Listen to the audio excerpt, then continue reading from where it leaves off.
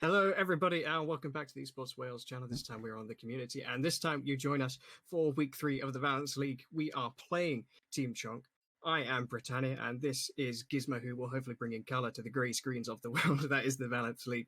How are you doing today? Yeah, doing great, doing great. Looking forward to this series. I've already been called a bias caster in chat, so really looking forward to it. Yeah, I mean, great games. Hopefully we see some fun picks here.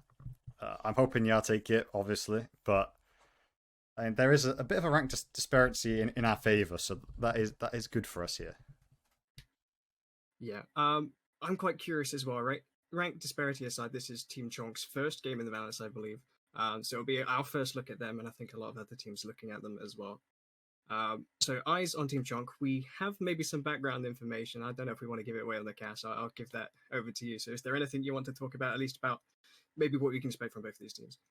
Uh, well, there is a member of team. I believe it's just the one member of Team Chunk who does play in our Proving Grounds League.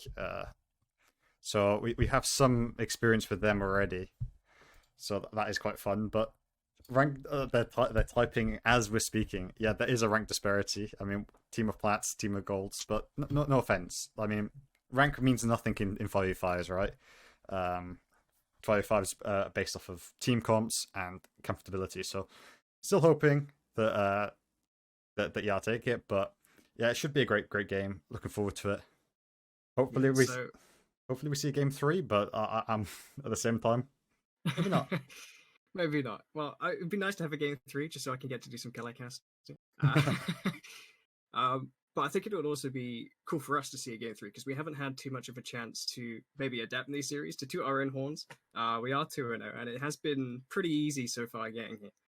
Last season, for the most part, we're on a tear, but of course, some of our series we did drop.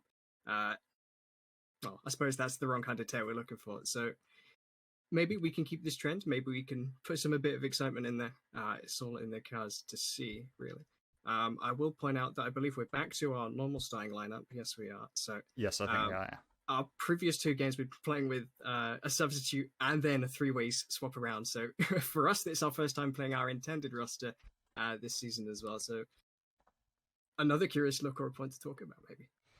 yeah. I mean, we got Zephyr back in that top side. Obviously, we're not going to see long man back up in there. I mean, he did play very well in the games that we saw, and it was the pressure point that we played towards. I'm not sure if there's a reason why they decided to stick with Zephyr over him, but either way, I'm happy to see him back. And Zephyr himself played really well on this support role.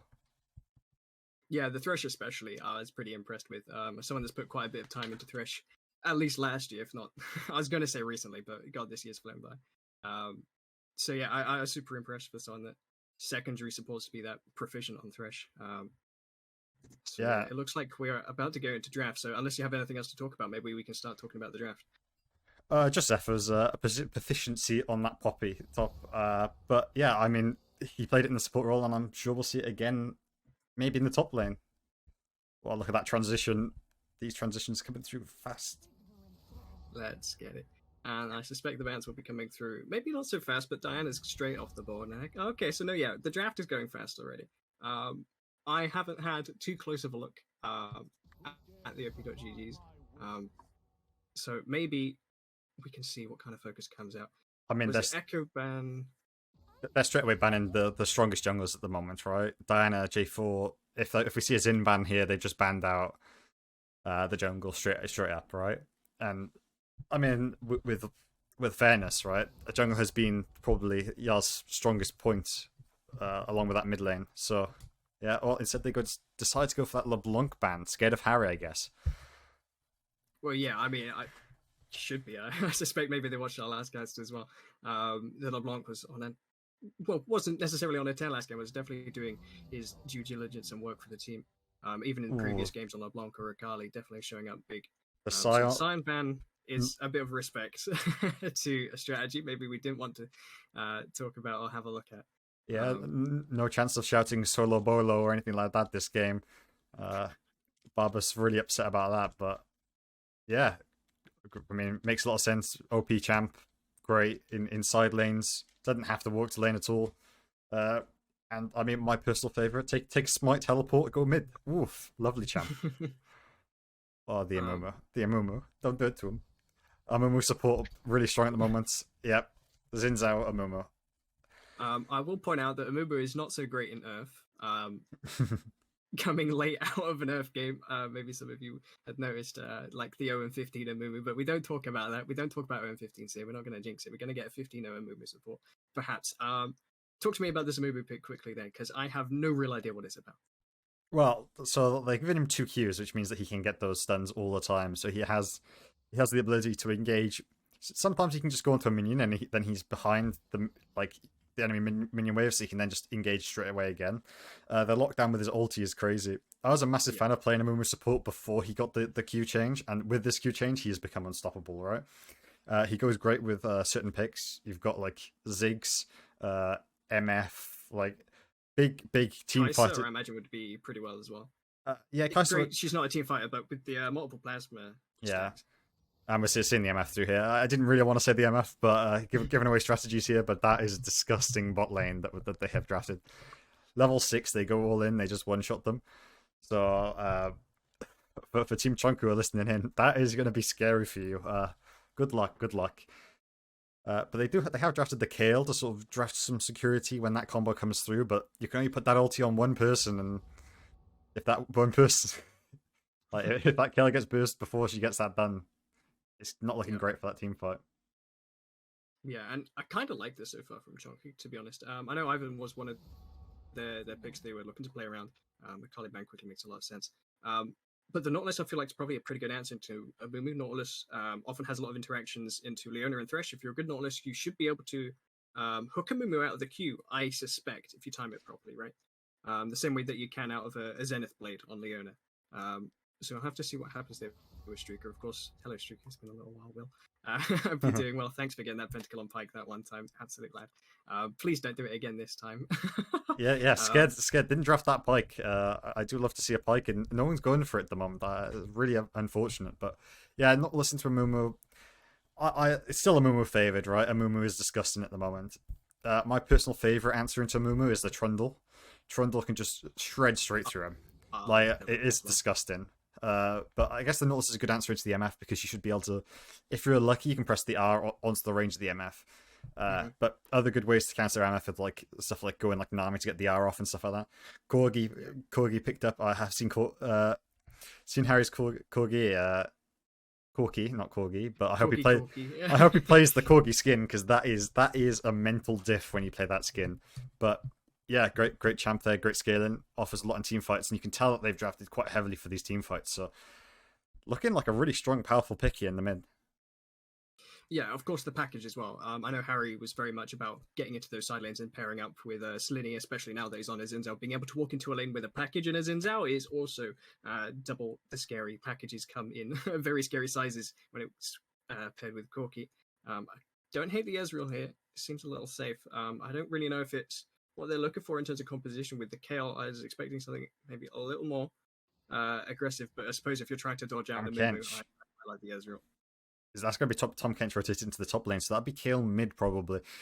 Yeah, Ezreal's a bit safe here. I think it's more just because he's scared of this combo, right? The Amumu R into the MFR, having a chance of being able to get out of it. But at the same time, drafting that with a Nautilus, not really the best because you're going, you can't really win these all-in trades early as the Ezreal into that comp. Ooh, the Silas.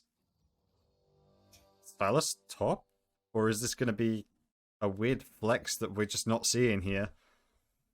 That could be interesting. Or is this just a proxy pick because he doesn't have the champ and we're going to remake? I don't know, but...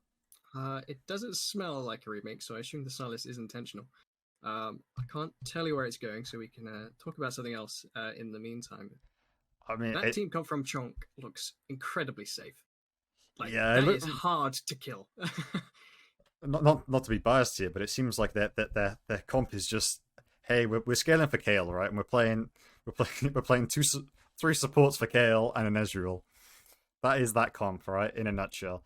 You got the Ivan to shield him, you got the Nautilus to peel, and the Tom Kench to gobble him up at the end, and then even engage would be the front line that she needs. So yeah, with this, I mean, you haven't got much CC on the team of Yar except from the Amumu, right? So if this Amumu is able to CC chain this KL, which is completely possible for long enough, that it should go in their favor. But there's some tanky boys on the team Choncc, but not as many as you'd expect for a team named after it. So Team Choncc, yeah, I was gonna say there's definitely some chunky boys on their side. I quite like the draft, to be honest. It seems very well focused or refined on a common goal. We'll have to see how that works out for them, because of course, if you end up behind or unable to complete that win condition, you're not left with many options. And I know you are very good about attacking early, so with the scaling team comp, I'll be concerned for them. What are we expecting then from this early game? If early game, at least I'm putting a lot of pointers towards. well, I mean, top side, I don't know how the Stars matchup into Tom Kench goes. That's an interesting one for me. I think Stars should be able to dodge every single time the Tom Kench goes in, so he should be fine. But the damage difference there is going to be interesting. I think the Stars will have to go into the Leandries to be able to do damage to him over time. But at the same time, he has a lot of ultis on the other team that are useful. You know, the Ivan, the Kale, and the Nautilus, very big ults on his side. I'm expecting this Xin to just invade Ivan, just non-stop. Why wouldn't you, you know? Ivan, yes, he has this ability to share buffs and he can do buffs pretty fast, but the rest of his jungle, if he doesn't get those smites off early, he can fall quite far behind. You can pressure him off of like scuttle crabs early and stuff like that, so and getting quite far behind. So hoping to see quite an active jungle as we expect from Ya. Mid lane, I mean, Kale's going to be melee into range to start off with, right? And Corgi should just run away with that lane. There's no reason for Kale to be even in lane phase for very long. And then late game, you got that matchup, which is going to be, oh yes, we both scale. Who could do the more with the scaling? And I'm hoping that Harry, with his early game advantage that he should be able to gather, will come into that late game and be able to destroy this Kale.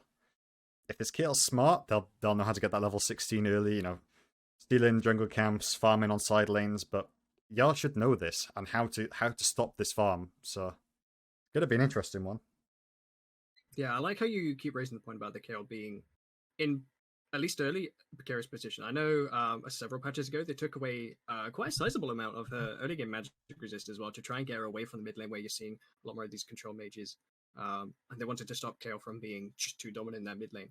And of course, Corki, yes, he builds AD, but he is 80% AP technically. Maybe not early, that means so much, but I suspect into Kale, she's going to have a rougher time, at least now, than she would have a couple of patches ago. So maybe that's something we can keep our eyes on, especially with Selena's priority around, well, enabling Corki to get into the other lanes with the package as well. Yeah, one big see how that evolves. One massive purchase that I can see on the side of Yar would be if this Amumu gets Abyssal Mask. This their team comp. Like, you're talking about 4 AP champions on their team, so you'll pretty much reduce all of their damage, because I believe most of Tom Kench's kit is AP as well. Obviously Nasus and KL AP, so all then you got to do is worry about this Ezreal. It also then gives everyone that you hit with these CCs 15% more damage against them, right? And when you play in such an AoE stun, it helps, right? It helps a lot. Yeah, so for sure. I can imagine that item, if that item comes through second, maybe even first as a rush, I can see it first. I can fully understand. Maybe he goes into the Zhonya's then to survive in this team fights. Maybe he goes into healing reduction to stop people from coming back up after. But that could be an insane buy on this team. Well, we'll get to see soon enough, as we are now onto the rift for Game 1 of Team Choncc versus Ya, the home team here on the blue side for Week 3 of Valence. I assume they might have gone straight into a pause, because I've not quite loaded in yet, but it gives us time to set Same here. up. Well, maybe we're just faster, you never know. But bear with me as I move around everyone, because people can't get in order to help us, but it's really kind of cringe, guys. Come on. Come on. I know you're... This. If you guys are listening, yeah, despicable. But yeah, we're seeing some pings here. Are they both going to start bot side and head up to this top lane? Is that where they think that the pro is going to be? But it's just going to be a simple 5-point to start off with. That should be the basic pathing. Oh, they're going for an invade with this Nautilus. If they don't find anything here, this could be good.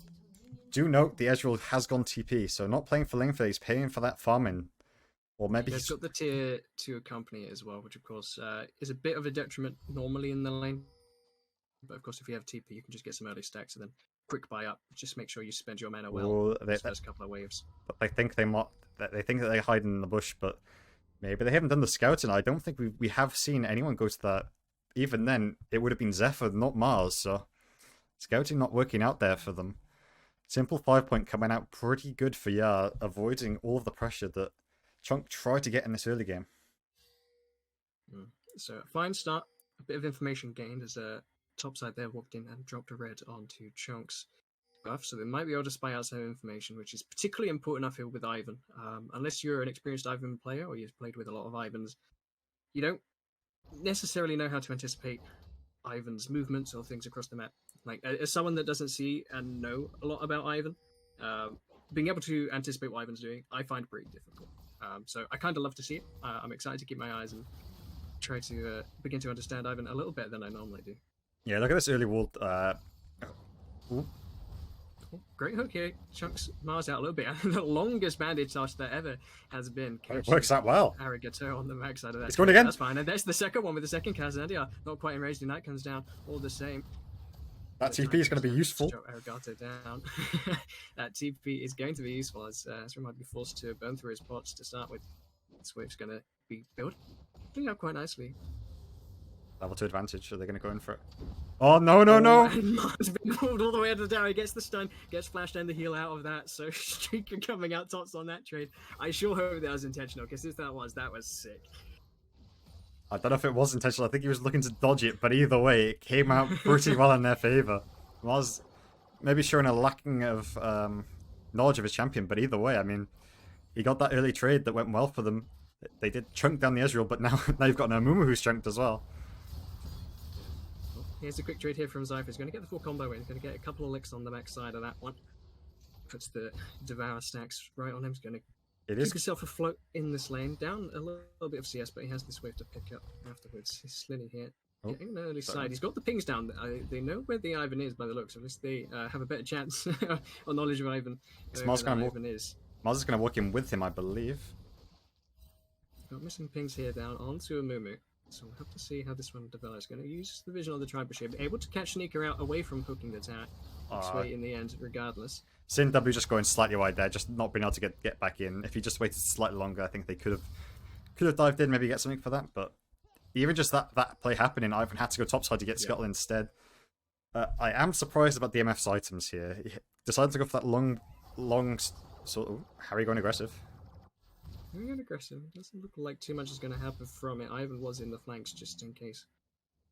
He's doing pretty well for himself on CS. I believe he's almost full played apart from Kroos. Slaney spent some time walking around trying to find something, and here he is, finds Streaker walking up to the wall. He's going to have to flash hook, but it's just shy of the wall, sadly, and that's first blood onto the long sword. MF, who's looking for a second one as Mars follows all the way out to Arigato, so he's following all the same as well. Takes a touch on a little extra, but that's first blood there, over to Yar. Yeah, and the wave's frozen against them here, so if MF doesn't push this wave, that'll be in the perfect spot. Ezra might have to use his TP to get back, but that Nautilus there, that is very risky. But yeah, getting back to this MF items, I mean, do you decide to go for the Comet build? Yes, that is good for pressure, but you normally pair it with the tier so you can get this damage off more consistently. Stack that up so you can go to that mana immune. I think going longsword here was a slight mistake there, but overall, I think it's still worked out pretty well for them. So I can see it in a world where the gap is closed, right? In that early trade, you with the longsword can pull out a lot more damage at level 1. Maybe if you didn't start with the bullets. Look at the freeze. Look at the difference in CS already. It's the Hex Flash finds Harry. Nothing much happening, but sorry, go for it. Look at the freeze bot lane. Look at how much CS the Ezreal's leaking. Look how many minions are there. That's like a 15-16 CS lead. Yeah.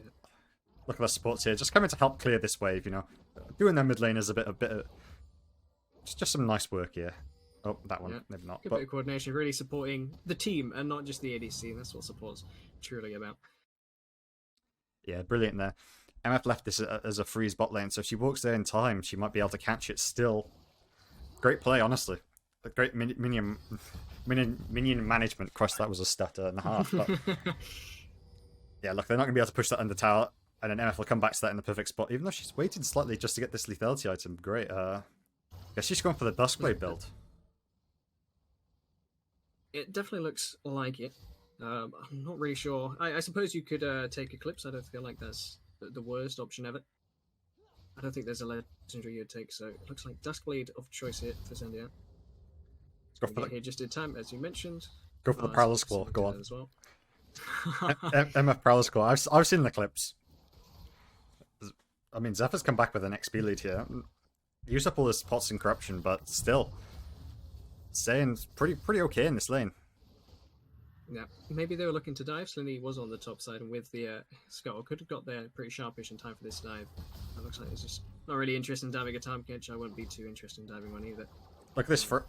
Again, that free spot lane has drawn out the TP from the Ezreal, so he had to TP back because they couldn't crash the wave when they were there, and the CS is still heavily in this MF favor. And even the XP lead. Yeah, and you can tell that the junglers are very much aware of this as well, as both of them have a straight path to bot lane. They've cleared their top side out. Oh, it's bouncing. So it makes good sense for them to be down here. It's good timing from the Ivan. The wave looks like it's bouncing back into them, so if they walk up too far here without vision, they're going to get caught. Yeah, they've got to be careful. There's the Hex Flush channel. We jump back here with the Director Cam. The exhaust comes down early here onto Zandiar. Going to get the auto hook yet to be used. There it is. Pulls him straight back in. Mars following on the backside to get Zandiar just about out of it. Not quite in time. The flash not enough to get him out. And Slinny is now in the vicinity as well. It's not got the chase here onto Ivan, but Mars is able to pick that one up. So it's now Slinny stuck between two champions and a minion wave, but he's got a TP to follow him up. He's got the wind becomes lightning on the way. He's got Zypher on the way just behind him with the flash chains next straight onto Ezra. He's going to get blown up just immediately. And Streaker not tanky enough yet, and that Nautilus to survive. He's going to get taken out as well. That's a 3 for 2 at the end for Yar. Yeah, I mean, Mars should have blocked the engage from the Nautilus there, but still, great job. They bought their time. They went in. Mars did an insane amount of damage to the Ivan in that fight. Slinny, knowing that gank was about to happen, was already pathing down, and luckily Silas had reset. Bought some items and was able to come down and get kills. I'm stealing away the red hit. Harry's coming over the wall, but he's a little bit stuck now without the package of the Valkyrie to get out of there. But he has the full support of his team. There's all of Yar here in the jungle. It's not yours. It's 8 minutes and it's ours, is what Yara is saying. Choncc walking their way out of here. They realize they haven't got the numbers. Daisy going to be the sacrificial. No, Daisy, no. Finds the great flash Q here onto Kale. She's going to be the one dying. Daisy dies in her defense, it seems. Not going to be able to find too much there onto Kale. Wow, it looks like the team play here from Yara is really shining through. That they went for that red, and everyone was like, "Oh no, we see an Ivan here. Let's all go here. Come on, guys, let's get in." Meanwhile, the Tahm Kench in this top side has been picking up a lot of CS. Yeah, Tahm Kench the benefactor for Choncc here. 2 times, 2 fights. Zypher's not been there. Tahm Kench has been able to recover maybe a little bit of a disadvantage he had suffered in the light. So Kench looking a little bit wider, the grin on his face. But yeah, of course, looking a lot more happy across the board as well. There's still a little bit more damage here onto Streaker, but of course the first Cloud Drake of the game is going over here to Yarstein, who picks that one up on the backside of that. They got to be worried about getting hit by these Mumu Qs, because as soon as he gets ulti, this could be an engage every time.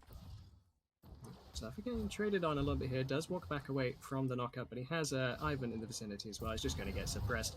Has an Ivan ult. He's got a Daisy of his own to try and hold on to. He's going to pop it here actually instead. After the Kingslayer, he's going to get himself some life back. Walking it up, he's going to get flashed on here and smite just to be sure. 2v1.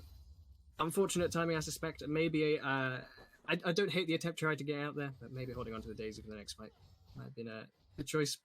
No real harm either way. It's a short enough cooldown. Yeah, using the flash there as well to get out. That is a big cooldown burnt, but I mean, overall, you knew that you were down in XP there. Yes, you're even on gold, but I mean, that Tahm Kench is tanky, and you don't have the Liandries yet to burst through him, so it's going to be a while before the Silas can actually beat this Tahm Kench in an all-in trade. And look at that CS just dying under tower, wasted gold and XP. Oh, speaking of dying under tower, Mars gets himself out of there. Sorry, Harry does. Just about getting... Oh, God. Everyone's getting out of there. They didn't want too much part of that as soon as the package missed. I got myself tripping on all those words. Everyone had some kind of an escape, but Tahm Kench is going to have to find one of his own. Going to maybe hold the knockup just to hold for the Tahm Kench getaway. Doesn't look like he's going to use it. I guess knocked up on the chains anyway. Great timing there from Yar. He's going to pick up that one nice and cleanly. Just making sure Tahm Kench does not start to run away with this lane, just as the rest of the map's winning anyway. Yeah, that's massive for Zephyr. He should now be able to reset, get closer to that Leandris, be able to do something. But that bot play was ridiculously close. Imagine if Mars had Mars had ignited Ezreal there, Ezreal would have gone down. If if he had ulti at that point, they both would have died. So that was Yeah. super close. Maybe he should have tanked an extra tower shot for Harry, so he could have stayed in longer. But overall, they pushed him off. They got 3 power plates for themselves there. That is a kill's worth of gold, and they get a kill in topside. And Ezreal loses that golden XP as well. That massive trade upwards for Yar. Yeah, you can see that reflected in the gold lead now, sat at 2k at just 10 minutes as well. Cloud Drake in their favor. So despite it being 3 and 6, where you'd only really expect, 900 gold difference, there's an extra 1,100 sitting around here. But they might be looking to make that one back. The Valkyrie waited out here. He's going to get flashing away from the Tahm Phantom dive. Streak is looking for a little bit more, but Mars is now in the vicinity. Has the ult and the sadness to try and get his teammates out of despair's way. Tahm Kench going to devour up a movement. He's going to make a bit of a feast out of him there. He has ulti though. Despair. Has the ulti, as you say, he's dropped it now. Mars just firing, Harry just firing away all of these missiles and rockets. Not the Corgi skin, no dog biscuits coming their way. He's putting a fair bit of damage. The camera's now jumping around. It seems there's no more action happening in mid lane because it's happening here in top lane instead. Zypher having a look at that kill, giving her the look in the eye. Going to trade back for some of that press the attack damage as we saw before in our last series. Oh, here's a Valkyrie here. Will caught out on some vision. He's just going to get dropped. Does just about get there, but the chickens will help hurry that one up. Is Andy going to tank a little bit of that True Storm Barrage? Well, I say a little, quite a bit of that True Storm Barrage. And there's a Wig becomes Lightning Hero to Ivan. I'm just going to have to flash stun that 108. Slightly happy with that little trade. Push the pings there into the chat just to let everyone know. Yeah, KFC fighting back there, just being able to knock down that null. That's really scary, but overall, again, just a trade upwards for Yar. They're doing well in these trades. I know the gold lead hasn't exploded massively in their favor yet. I mean, sitting about a 2.5, maybe 3k gold lead nearly, but yeah, it's looking good. They're slowly chipping away at this gold lead, getting themselves further and further ahead. Yeah, one thing that's looking good, well, never mind, Castica's coming here, not looking good for Choncc. Slenny going to get the ult out here of Kale. Mars going to be following that up, but Kale is able to trade that one back, just tanking too much of that tower shot. It's Slenny not going to get himself anywhere near killing that kill in the end, and the team's just going to have to walk away. So it was looking good for Choncc there, Castica's my own team. I was going to mention, as I was saying that they do have the Herald picked up as well. So if Choncc are looking for something, they might be able to break open a piece of the map and get that first tower blood, some plates as well into somebody's pocket with that Rift Herald. There is but a quarter or just over 2/3 left time for that Herald. Yeah, you've got on where this kill goes. We do have Drake coming up in about 40 seconds here, so I'm expecting them to put it mid or top here just to be able to give him some pressure ready to get into this Drake. But yeah, that play mid then, just Zin just maybe going a bit too far. I think he was expecting the Amu to be able to land the stun to follow up on after. Oh, great Q from MF there, just seeing that chunk damage. Yep, and here's the Herald you predicted. Try and get some pressure hit leading into this Drake. The Herald's going to crash 2 plates into the pockets of Ivan. That's pretty much where you want the money to be. Kale being the win condition that we highlighted from draft for them. Mars looking for a bandage toss. Finds it here on Streak. Is going to get slowed up on the back end. A little bit of a trade here. Just procs the Eclipse to Zandia. Eclipse the item of choice in the end. Going to clear out some vision. Yeah, I think they were holding him. It looks like he's in not the place he wants to be. He's going to pop the Crescent Guard, keep himself afloat, and the bullet time's going to separate Team Choncc up, and that's the first blood here on TR. We'll have to see how this fight develops. As if Harry's over the wall, he's going to push Ivan, or Kale, sorry, the other side of that one. Arigato getting maybe a little too close. Daisy walking out of there as well. She doesn't want to be a part of this. Slaney picks up Kale. Sandio getting a little bit worse for her. He's going to tango maybe a little bit with Daisy, but Harry wants a little bit more. 2 kills there for Zypher. Trading around here. He's going to get stunned up here by Tahm Kench. He's going to get a little bit closer. I don't know if he wants that, but he has the Tahm Kench devour. Eat those who be eaten. He's putting himself back under the tower. Shield's going to take that one up for Tahm Kench. Neutral trade here, and he's going to get eaten back. eat. Who's intestine? Who's hungry? He's going to get knocked up for the chains. The Kingslayer's going to keep him alive, but the grasp and the extended trades for Tahm Kench is just too good. Zypher bit off more than he can chew and got bitten himself. Yeah, it looks like he's opted into this Luden's build as well. A bit surprising for me. I think, obviously, the Leandries would have been better here. But, yeah, close trade. I think maybe if Zephyr flashed in the tower, he could have maybe forced Tahm Kench to take a couple more tower shots whilst he was in ulti, but I don't think he can flash in that anymore. I believe he's still grounded, yeah, and I think that's true for Silas as well. Yeah, so, yeah, unlucky, but honestly, I'm surprised he's taking these trades into a Tahm Kench. Tahm Kench, one of the best champions into melee matchups, and still seeing where the Silas fits in, really. Yeah, with Mythic completed as well, it's a little bit rough. I feel like the true objective of the Silas pick is mostly to steal the ultimates. If you imagine there's a KO and the Tahm Kench can be super valuable for a lot of your members here that'll be diving for using package, etc. So he's going into Everfrost. Still, this dislike it, but it makes some sense. You know, the CC chain to keep him from being able to use that getaway, but you're not going to be able to burst through him. So I still think that Leandris would have been in the better choice here, but as we're seeing a lot of mythics picked up here, Choncc obviously not going for the mythic early on. Also got that tier stacking up, so going to be hitting that power spike soon. Yeah, and I am a man that adores culls, despite the fact that I've encountered and survived 2 of the UK's largest predators, being the badger. I am a fan of cull. I tried too hard with that one. Yeah, you did. But I do love the cull. I used to start it on Ornn. It's one of my favorite items in the game. I love that start. So shout out to that one. He's going to get himself a nice early Essence Reaver, and he's going to be looking to get his mythic soon. Won't be here for this bot lane play, but 3 of the members here are all the same. So you're going to have to use that depth charge defensively. He's not going to really do too much, but stop Zandiar's ult. Mars looking a little bit worse for wear. The flash strike there from Ezreal was just a little wide, but he gets the auto attacking all the same. So they're going to be attacking up the tower here. Seems to be a bit of miscommunication, a bit of what they can chew, and the tower is still there. Going to be the bane of their. Okay, I'm looking for a little bit of something here. It's a little close to the tower. Harry, knowing better than to take an extra auto attack there, is going to get a little bit trade and get out. Yeah, just a very greedy dive there. Honestly, I think the Amumu are being used a bit late with the MF as well. Nautilus saving his ulti for the perfect time to interrupt that MFR, buying enough time with that Q. Kale, I mean, okay. I wish you could a missing ping in spectator, because that was a little bit curious. I trusted Harry, not gonna lie, and I think Director can trust him as well, because it's a bit surprising. But yeah, Kale just pops the W, gets that move speed under there. 3 auto attacks later, that's a dead Choncc who's overextended. Maybe we'll get more out of that Vampiric Scepter. Sorry, it seems he could not. Gonna give over a kill to Kale. So Kale, the 2-1 plus the plate gold that's invisible. Why you don't show that is a little bit of a pain. I mean, yeah, but look at this gold lead that has disappeared here for Yar. And that was mostly just that bot lane play. Yes, that mid lane play did give a lot back as well, but that bot lane play, they had a couple shutdowns that just were given over. Really feeding this Ezreal a lot of gold.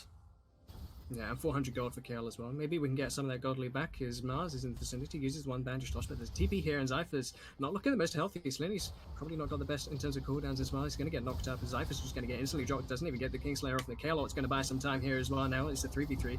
The Devour's going to buy Kale a little bit more time, and the Ivan Shield's going to buy even more time, enough for Striker to get in here and land the charges. Slinny's going to have to dive in there because he has no way out. Harry's going to do the same, try and get something to trade back. Going to flash to protect this Kale and keep her alive, and that's more kills over here for Choncc, picking up the team fight in the top lane. Yeah, I mean, I feel like there was just less communication from the team of Yar there of what they were going to do. They went for that play, not forgetting them probably about the TP that the Kale has. And then the Xin using his W to try and burst the Kale before ulti, but the Kale just pops ulti before the knockup, so he lives through that. And yeah, you've drafted this combo of the MF and Mumu, but so far not working out too well for you.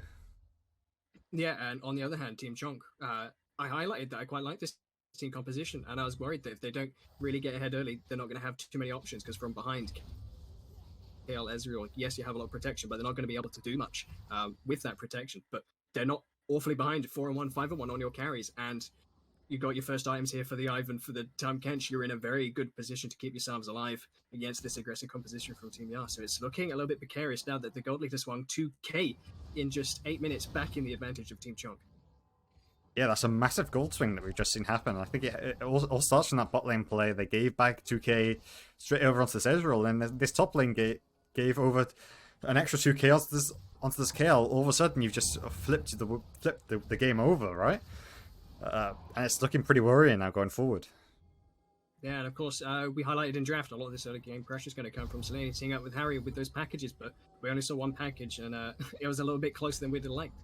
So maybe a bit of misexecution from Yar. Looking not to make the same mistake here as the third Drake's on the board. It's a Mountain Star we are looking at on this Rift. As Choncc have the inside track on this one. Mars looking for an angle to take an attack here. Zyther picks up the depth charge to make something happen. Mars finds the angle straight here onto Merc. He's going to get dropped. There's no smite now for Team Choncc, but the fight ensues. I don't think this dragon's too much of an attention anymore as Kale gets the massive ult. He's going to keep himself alive. Choncc keeping her away as well. Ezreal's gone down though, and the rest of the members have gone down as well. All of the OE coming out from Yar here is going to look to finish this one up as Zandiar's untouched, Harry's untouched, the 2 big damages. Sline's going to try and get us out of there, but Choncc is going to break away from the fight here, and Kale is just looking a little bit scared of going in. Does have 10 Dark Steel sacks, maybe she can make something happen, but overall, a fight for Yar. Yeah, scary fight though. The Kale, untouched in that backside, able to take so much time to burst through. It's coming back in now. Oh, they're looking for something here. They're not going to be able to get the dragon, but just absolutely demolish that backline as Choncc gets his way back in. He's going to get the devour here. There's another TP here for Choncc. Just going to look to get Slenny. No smite now available on the yard. They're going to have to get themselves out of there. The Kale damage there was huge and great TPs as well. Team Choncc picking up their first Drake of their game. Yeah, Kale being the saving grace of Team Choncc there, just saying, yeah, I'll take this fight. And because of the stacking, the fact that they stacked up so close to each other, Zephyr going in aggressive here. Cypher looking for something. He's just going to be shy on both the Everfrost and the Chains. There's not going to be able to find anything but the Kill ultimate. He's going to be able to find Choncc behind him as well. Choncc fancies it, as you say. We'll have to see how far he goes. He's going to drop the tower grow and not go too far in because he's no vision. Last minion's going to go down to him. Taking him. Mars in the vicinity as well. Might be able to make something happen. Shred all that MR that Choncc has. I don't know who he's bound the Anathema's chains to. I don't think it tells you on the HUD either. I love that. Good job. New item, broken utility and interface as Indie company. Wouldn't expect anything else. Indie company, you know, they're too busy selling skins to make actually good in-game content. But is what it is. Package used was my next point as well. Big, as you were going to say, I suspect. Massive, yeah. Yeah, shame they didn't have that for that Drake. Maybe they should have pulled off the Drake after they didn't have the inside track straight into it. They had to go in themselves face check, but yeah, it's just they need to play around this combo of the MF and Mumu, and so far it's not looking like they know how to play around it. Yeah, it seems to be a bit misexecution. That last team fight did go their way for the first part, at least. Just the backside, just not being able to kill that kill and her lingering around with support TPing back in was enough to clutch the end of that extended skirmish in Choncc's favor. So yeah, now with Baron on the cards and Drake 3 minutes away, you see that looking to put some pressure into topside. Herald's been spawned out of, I guess, obligatory, since they weren't able to find an avenue to use it properly. Maybe there was a missed opportunity there, but it's going to absorb some time here for Zandia. Maybe look to make something happen with the time catch here. The other members are coming to the vicinity. Kale with TP available as well, so they're looking to split their gold across the map. Very smart, making sure they're getting their value out of this Kale now on 3 items.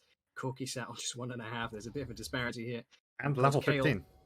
And level 15, not to mention she has her own ult plus Ivan shields plus the Devour from Choncc if they're playing this one outright. So it's up to TR to make a fight they want happen. Here's Mars, finds his way onto the 2 tanks. He's not really got an escape route though. It's the issue with the Samu, and the depth charge is going to knock up too, and Choncc puts himself behind. There's the... that's actually pretty big ult. Lenny is able to keep them in that place forever, but it's not enough. They can't get enough of that damage down onto the targets they're looking for. Harry wasn't here either. Daisy's going to be able to push that front line back and back. So just the 1 kill here. The game's been paused. It's a 1-for-1 there, but yeah, I mean, we had seen this pulse come through. Apparently, there was a problem with the Amumu's back mouse, but yeah, I think Amumu stepped up too far there, trying to play for this ulti, and nearly didn't work out well for them. But here, you've got their jungler down. Ivan's still here. He doesn't need to be able to tank this, so it could be. It could be just the Baron in their favour. Hopefully the Corki can do some damage over the wall and poke him off of it, but you have the Choncc who's tanky, you've got the Kale heals and shields. This could be just a free Baron for them. Yeah, it's definitely a precarious position. So just for the information on the pause, just so you guys know maybe how long it's going to be. It seems they have an issue with a fire alarm, and Streaker's mouse battery has run out. So I don't know if Streaker's dealing with both of those problems or it's split across the members, but that's just an update for everyone listening. So as you're saying, state of the game right now, Yar behind, just lost a team fight. They were looking for something before this Baron spawned. Oh, sorry, before a Baron fight started, trying to catch people out. And instead caught themselves out, they couldn't kill anyone really. They were able to pick up the Nautilus, but it was at the cost of their jungler, so now they're looking at the dire position of Team Choncc being able to probably start up this Baron and having no real way to start. So it looks like the pause is as quickly resumed as it was started. I'm not liking it, but yeah, it's gonna be straight into Baron here. Ooh, kill. They get this pick here, it could stop the Baron. See what they're looking for here. I can't quite see it on the map as it just comes into play there as Zandia just getting ever so barely away. They were able to drop, and I assume a chain Kale out there. Yeah, so one be able to save her either. So 1k to MF stopping the Baron play. Obviously, this is the mandatory stop after the pause. But yeah, that's a 1k gold onto this MF. That pulls him off the Baron. I wonder how much he's going to invest into a slow, going through the tankiness as well. That's going to be a great buy, great pickup for her here. And that's super important as well, right? If you were mentioning that Yar's composition is almost built around this MF Amumu combo, MF being able to now keep pace with Kale in terms of items is super important. It now gives you a much more clear way to win these team fights than maybe you were behind, and obviously put a lot more pressure onto this Kale and onto this Ezreal. Should they get picked up or not be in a position to be saved either by their own Kale or Choncc. So yeah, super happy with that one. Also prevents the Baron. So what was a bit of a failed or sad attempt to try and stop the Baron is now looking a little bit safer. Yeah, and being able to keep this gold pretty similar, but Dragon spawning in just a minute. Yeah, being able to keep this gold very, very close, but obviously a lot of the gold for Team Choncc is on this Kale. So if Yar can find the pick on him, if this Amumu can get that massive lockdown that they need onto this Kale, the MF Amumu ulti, it could be just a good fight for Yar now. Yeah, and the last time they fought in the river, it went well until it didn't, so they'll be looking to improve. They're setting up better at the very least, right? They're not allowing them to get the inside track. Choncc looking to clear some of this vision in return, though. Going to use the Ezreal poke just to make sure there's nobody in these bushes. It's a bit tentative at the moment. They have the information on Choncc on the top side, does have the TP as well. They'll be able to see the Kel in the bot side as well as she's clearing this wave. They have some great deep vision here on the backside, but he's going to be spotted out here by Ive. He's going to clear both of these up. Choncc TPing in. It's nearly TP. Choncc TPing in. They do have vision of it thanks to the control ward. So Yar have now assembled on the outside, and they've given up this inside track. But there is now a package for this Cork. You'll have to keep your eyes on what happens with this one. They have the idea. They've gone onto the Ivan. To win it to bot side, but they're engaging here onto the top side. Zandiar's looking to get these ult and the Amumu ult down. We'll have to see where That's it goes. cool. There it is, straight onto Kale. She hasn't got the ult as well. That's all of the gold down for Choncc. They're going to have to look to try and turn this one around, but I don't think they can. They have just been wiped off the face on the top side of their dragon. It looks like the pings are coming straight down for Baron. A great pick there from Yar, and a great fight ensues, and it's all the Baron. And Harry will do this Drake. I wonder if they're not going to even contest the Drake, so this will give them sole advantage as well. And if they can get this Baron here, yeah, Ivan's tracking back just this mountain. But honestly, brilliant pick there. Caleb, without these shields and heals to be able to stop her when she's getting these CC chains, really allowed him to recover. And Harry getting pushed off of this, that makes a lot of sense. If he can get back in and steal this somehow, it would be amazing. But so he might just go down. Yeah, it's going to get eaten up at the same time that Baron just gets devoured on the top side of the map. So a trade overall, probably in favor of Yar, and just a great pick that from Yar to make sure that that fight, as we were saying, that win condition was very much assembled there. I wasn't sure if Kale had her ult up at the start of that one. I probably should have had. Yeah, she did, but she got CC chain. She got the Amumu Q into the ulti. That really well played by Marseille to be able to get that CC chain down. I believe Zephyr also used the Nautilus knock-up on her as well to keep her chained into the MF ult for longer. And then you got the slows on the MFE with the item. I can't remember what it's called. Is it Cyrilda's Grudge? Cyrilda's Grudge. Yeah, I've just hovered it for the stream to see, but that is what kept the in that ulti for so long. The slows from all of that, keeping her in. And look at the XP advantage now that is coming through for Yar. Yes, not every laner had them, but if you look back 5 minutes ago, they were all down on XP. No. Zyphon might be down on HP now as well. It's going to flash buff at the Everfrost. That was quite tasty. I've not really seen that one before, or maybe it's just me lagging. I'm not sure. Either way, it does get himself out of that one, but it is a cost of flash all the same. But better than giving over 600 gold to Kale. For sure. I mean, look at the Kale. Something happened here with the bear. Kale levels here are looking crazy, right? But as we've seen in the last fight, when Kale's down, they have no one else. So yes, this Choncc can be tanky, but he hasn't got the damage in a team fight. So you just got to pick off this Kale, and you can win these fights easily as Yar. Yeah. So both of these teams are now very much aware of the win conditions. It's staring down Kale and MF across the board to each other, and of course the rest of the team will be playing around these win conditions as well, making sure that Kale can't ult or that Amumu can't get that set up here for the MF to clean house. Of course, I feel like Yar have at least a couple more options in their bucket than Choncc do. Maybe just the Ezreal. The rest of the team is not packing a punch as you say. Choncc doesn't really bring a team fight amount of damage with him.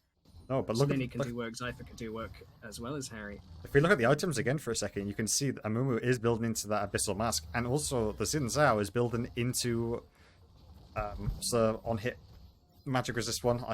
Wits End. Wits End. That's the one. I remembered it and then I lost it as halfway through that sentence. But yeah, building to that Wits End, really paying respect to the amount of AP on the side of Choncc. But yeah, once those items come through, if they can get this next Mountain Soul Drake, their resistances will be really far up and really stop the progress of this KL. Yeah, and Yard with this Baron are in a pretty good position to start to claim some of this standing gold. A lot of casters like to talk about it, and I really like to talk about the towers on the board. And towers are now starting to be evened up 2-3 here. I feel like the towers are a pretty good indicator of who's winning, and it gives you a lot of space, especially around these objectives. So getting these towers down whilst there's no objective on the board as well is a pretty good thing to have. Looks like Yard's going to be forcing this tower here in the middle. They're going to get the depth charge straight here onto Zandia. Then Moonwat's going to get kicked back. Slaney's going to use the charge to keep a Nautilus away from protecting Zandia. MF, protect the MF. KL's going to walk on in here. MF not too well protected at the moment. It's going to be walking away, but Slaney's at the cost. Double keying it now for Ezreal. And that's a one fight for Choncc. Not really sure what happened there. Maybe overcommitting for that tower. Using the ults to try and trail on the backside. Harry's going to have the shield bow. It's a good big game. And that's a tower in exchange. They have no way good for big game. Look at this time. It's this 30 seconds. I don't know how far they're going to want to push this. Harry's not in a great position to stay in. The KL Flash is just going to commit and follow that one through. So yeah, it might just be game now with the timers on everyone. KL Tamkench tanks towers. They win. Misfortune. KL is not available. We've got the Daisy here as well. Tamkench can just tank these, as you say. Zandia with no bullet time available is just going to drop the slows, but it's going to get flashed on here by Streak. It's going to get just absolutely obliterated. Mars is going to walk on in, but the Nexus is already open. He might just drop before that one as well. Bonus pockets here. It's going to get suppressed and eaten up by Tamkench, and that's the Nexus next on the menu for Choncc. Yeah, great punish there from Streaker. Just noticing that they have 4 and there's only 3 in that mid lane. They can commit for that play. He moved up, he got the ulti on MF. Yes, it's point and click, but the MF couldn't help it. She couldn't get the ulti down when Mars used the ulti with the Amumu. That big combo didn't get to work. The KL was able just to walk out of it after that because there's no CC to keep her in it. And yeah, it was just an unfortunate last minute call that they went for these side lane plays, trying to get the most out of this Baron, but you know, you're trying to match this tower and trying to get the towers, but you're in a position where they're looking just to go on you at any opportunity when they see these roams, and they went on him and they won that fair and square, you know. Yeah. Obviously, this KL big point of contention, but yeah, I thought that the Corki would win that lane, but through the picks that they got, the KL was able to be the benefactor of that gold and snowball pretty hard and be untouched in some of these team fights. And we saw what happened when they did get caught. But that last team fight, the Amumu ult came down too soon, and the MF was knocked up so she couldn't ult, and just didn't play out right for Ya. Yeah. I'm quite impressed because Kale was first picked here, and I was a little bit confused. I thought maybe they had watched or had a look at the previous series where Kale was pretty high priority, right? But we had a different lineup at this point. And I wasn't sure if Cypher would be leaning to have that much priority on Kale. So the fact that the Kale, despite the first pick, still coming out here 10-3, even caught out in one of those team fights, even caught out in that mid lane after they had the opportunity to take Baron, is still being able to, in that last team fight, pick up Harry on the back end of it, walk in with the ult just to push everyone back to give space for the rest of the team to follow up there. Great play here from Choncc. I'm pleasantly surprised, and I'm kind of excited to see what happens for game 2, because it's the first time that have had to adapt this series. The split. Yeah.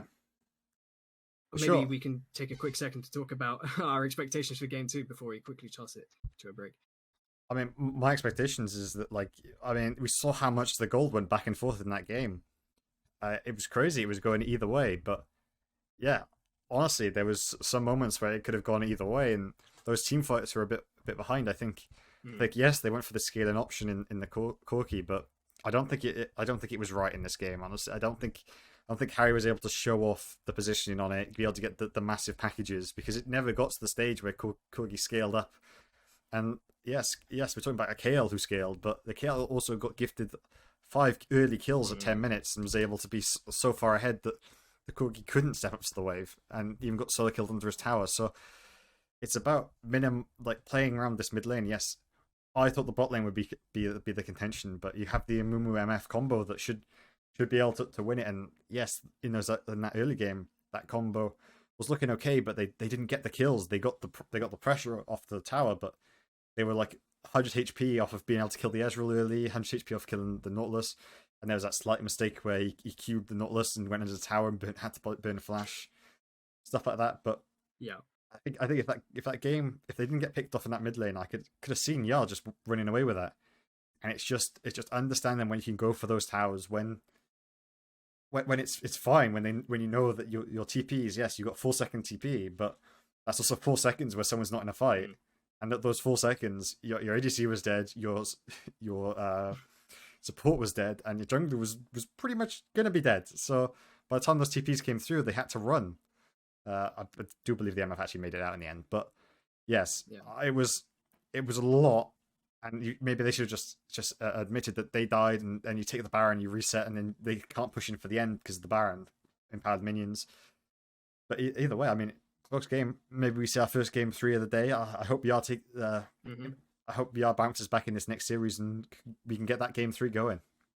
Yeah, exactly that. You can join us back here for game 2 in a bit after a close back and forth, but just better execution, I guess, from draft win conditions there from Choncc. So join us back here for draft in just maybe 5 to 10 minutes. We'll be yeah, send it. Don't worry, we'll be back. We'll be back. We'll be back. Don't worry. He'll be able. There's a game 2, I promise. He'll install his speaking mod later. It's fine. Don't worry. Yeah, don't worry. I'll fix it. Don't worry. I promise. Hello, everybody, and we are back here for game 2. It should be starting very shortly. Game 1 went the way of Team Choncc versus Team Yar. Was very, very close. I love the drafts from both teams, but of course, Choncc, I guess, better executed. Despite going behind early, and were able to keep that game neck and neck until, well, they came ahead with that massive KO and they won, as we talked about just before we left. So maybe now we can take a look at draft just ahead of game 2, especially when we're literally going right into draft. Jesus, that was fast, yeah. So great transition from us. We can transition on stream as well. So nothing's quite changed off the board so far. Diana, instant ban. I'm curious to see how this evolves. Echo, the same as well.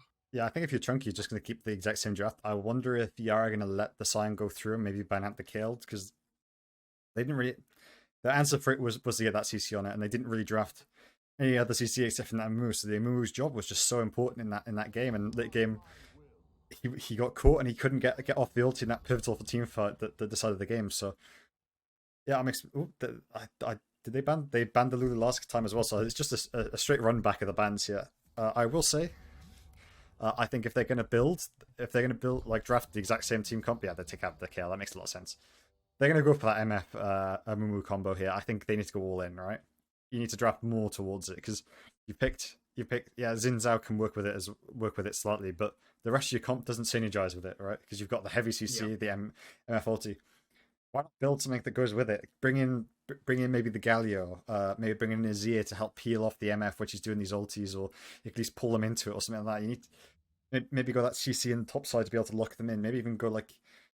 I don't know what Zephyr's champ pool is, but maybe go like the Kennen or something like that, something to lock in. Maybe even I know he's a Poppy player, so you can go Poppy, be able to go that ulti to be able to knock him up to stay inside of it.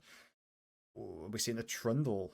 Interesting. That's going to be a point. So the Trundle, I believe, is an answer to Science. So for those who are not clued in, I believe the information, or at least that I have on Science, is that Choncc will do the inting style strategy where you take a camp and split push for like the first 5 minutes of the game.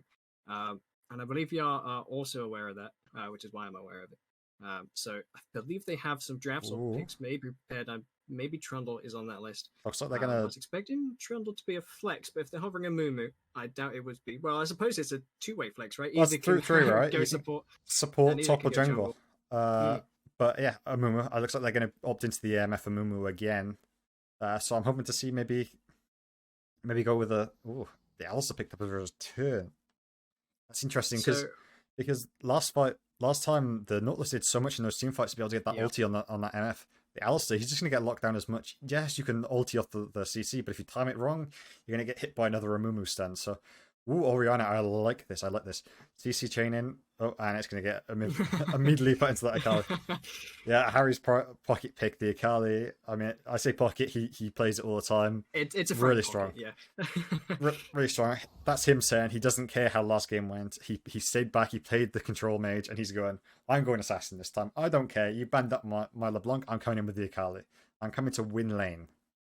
So I'm a little confused about that Fiora ban. They Unless banned it. Sion's They banned it mid. last time. So yeah, Sion mid is a But thing. You take your TP and smite. Anyone who knows what I'm talking about, yep. Uh, great chance to solo bolo and everything. yeah, Brilliant choice. If I was a mid laner, that's what I'd be playing. So yeah, just get rid of that Fiora just in case, I guess. They did it last time so as I well. assume that's Experiments comfort picks. A little unprepared I am about these players' champions pulls. Now was taken away as well, so it's almost the same bands. Yeah, it's Repeated. going to be Sion mid It then. seems Choncc were a bit afraid of that Silas, despite Yeah, the performance they surprising. had in game one. I Um, I personally think they were didn't a bit like it. critical. I feel like the build path that the Silas went into. I think if you pick Poppy there, there's a higher chance of winning the game at the end. So surprised that they banned that out, but obviously, the MF ban that isn't interesting. Obviously, they know what the combo is that they're going for. Oh, on the Vayne. Okay, so now I'm beginning to believe that it's a Trundle support, right? Because you're able to throw up the pillar and then condemn into it. Well, And of course, Trundle being able to eat up the Alistair ultimate is particularly potent. Not that Vayne really cares about Alistair's damage reduction. I mean, yeah, but also even pairing the Vayne with the Amumu is still pretty strong here. So I think it could just be Trundle jungle. But yeah, Vayne great into Sion, able to condemn him out of his Q. You've got the Alistair engage as well. The condemn can get him out of that as well. Surprised they picked the Jhin into it. Jhin looking for to sit back and be able to poke from far with his ulti. Sorry, and his W and stuff like that. Vayne quite high mobility, so if the Vayne gets slightly ahead, you can just ulti and roll him in. Yeah, in the Mundo pick. So the Vayne additional prio here, like that is gonna be great. Yeah, I suggest then that is Sion mid just about confirmed as well. So again, another very tanky lineup, but not so many defensive options, and not too many carry options as well. But I suspect as long as you have the ability to survive all of these tanks, AoE will be able to bring out enough damage. So Lilia is the last pick here for Yar. I don't hate it looking at the compositions because of course she's bringing true damage with that Q. Is that Lilia top? Drowsy. Lilia top. Interesting. Ooh, I like this one particularly. Maybe you can talk about that first because that's quite a highlight. Lilia getting pushed more and more towards the side lane. But yeah, it is really impressive. Being able to get that, she has her W for long distance engage, Q for AoE damage, but I believe he's gonna have to go the phase rush here to be able to dodge around the Sion in lane. Maybe even the Mundo, but seems pretty good engaged with the ulti. Maybe you're drafting a bit too heavy AP with the Amumu and the Akali, but you do have a Vayne on the other side, so it's going to be interesting here. The thing to look for is you have got an Akali going into either a Sion or a Mundo. That is going to be scary, right? And I fully expect this Sion to go the full, the full AD otherwise I'm going to be disappointed. If you don't go full AD, you're just lying, okay? There's no reason not to. Yeah, so Calvin, I believe, is piloting the Sion there, locked in. Was the one piloting Kel in mid-game last game as well. Experiment, now rocking Mundo, his second tank for the series last game, piloting Tom Kench. Yeah, so I suspect there's opportunity for either team really to put these members in different places. I suspect that if we are doing the TP Smite Sion, there will be level 1s coming into this game as well. So just 2 minutes before we get on to the riff, maybe we can talk about these compositions as a whole. Because, of course, last game it came down pretty much to the team fights and the picks, despite the mix and match skirmishes and ganks. So compositions as a whole, how are we feeling? Well, see, you have got a good team fight, right? They got good engage with the Lily, good engage with the Amumu, with the Trundle.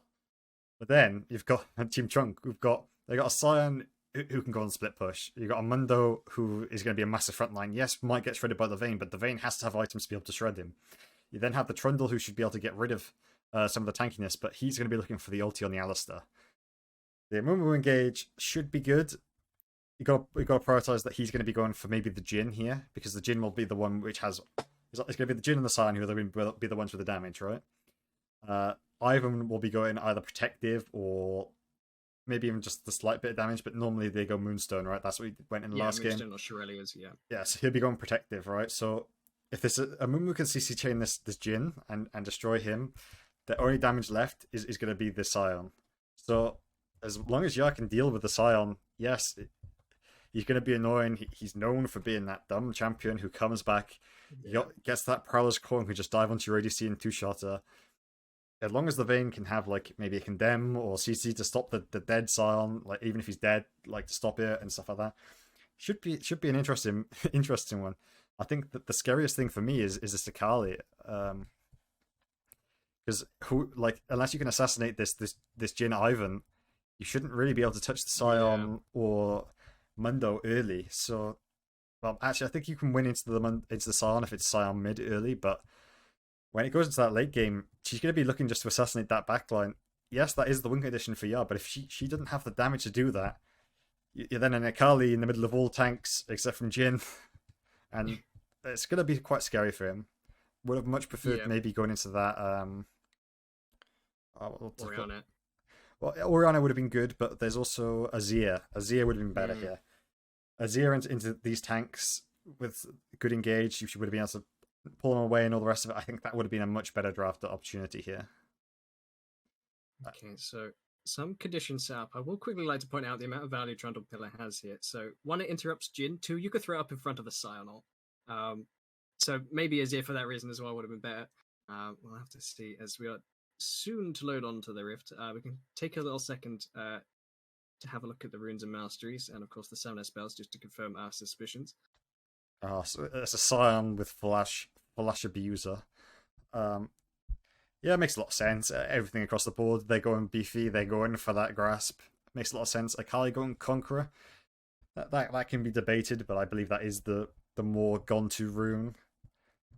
Maybe he wanted to see the flex between the Amumu and Trundle, but it does just look like the Amumu's just going to be going to that support role anyway, and the Trundle's going that Conqueror to last in these team fights late game. Yeah, and that brings us safely on to the Rift for Game 2 of Yar versus Choncc for Week 3 of Valence.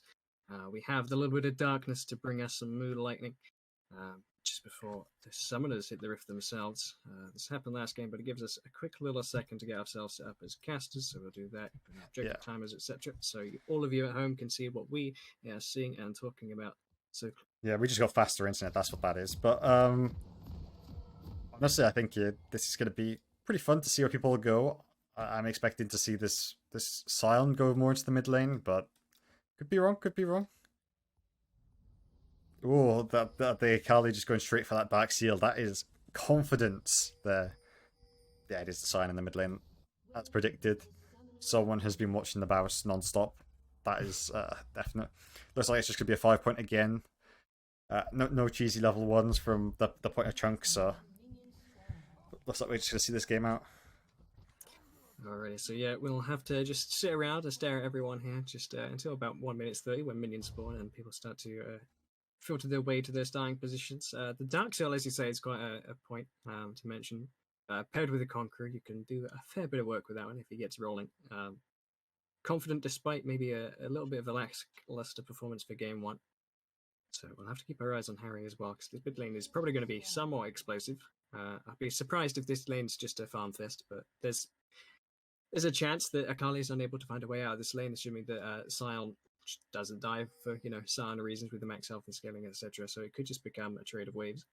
Yeah, I hope it's not. Big saving grace for Yar is it is a mounting soul mounting Drake straight away here. So chances of there's no chance of having a mountain soul here. So Team Choncc probably a bit mad about that.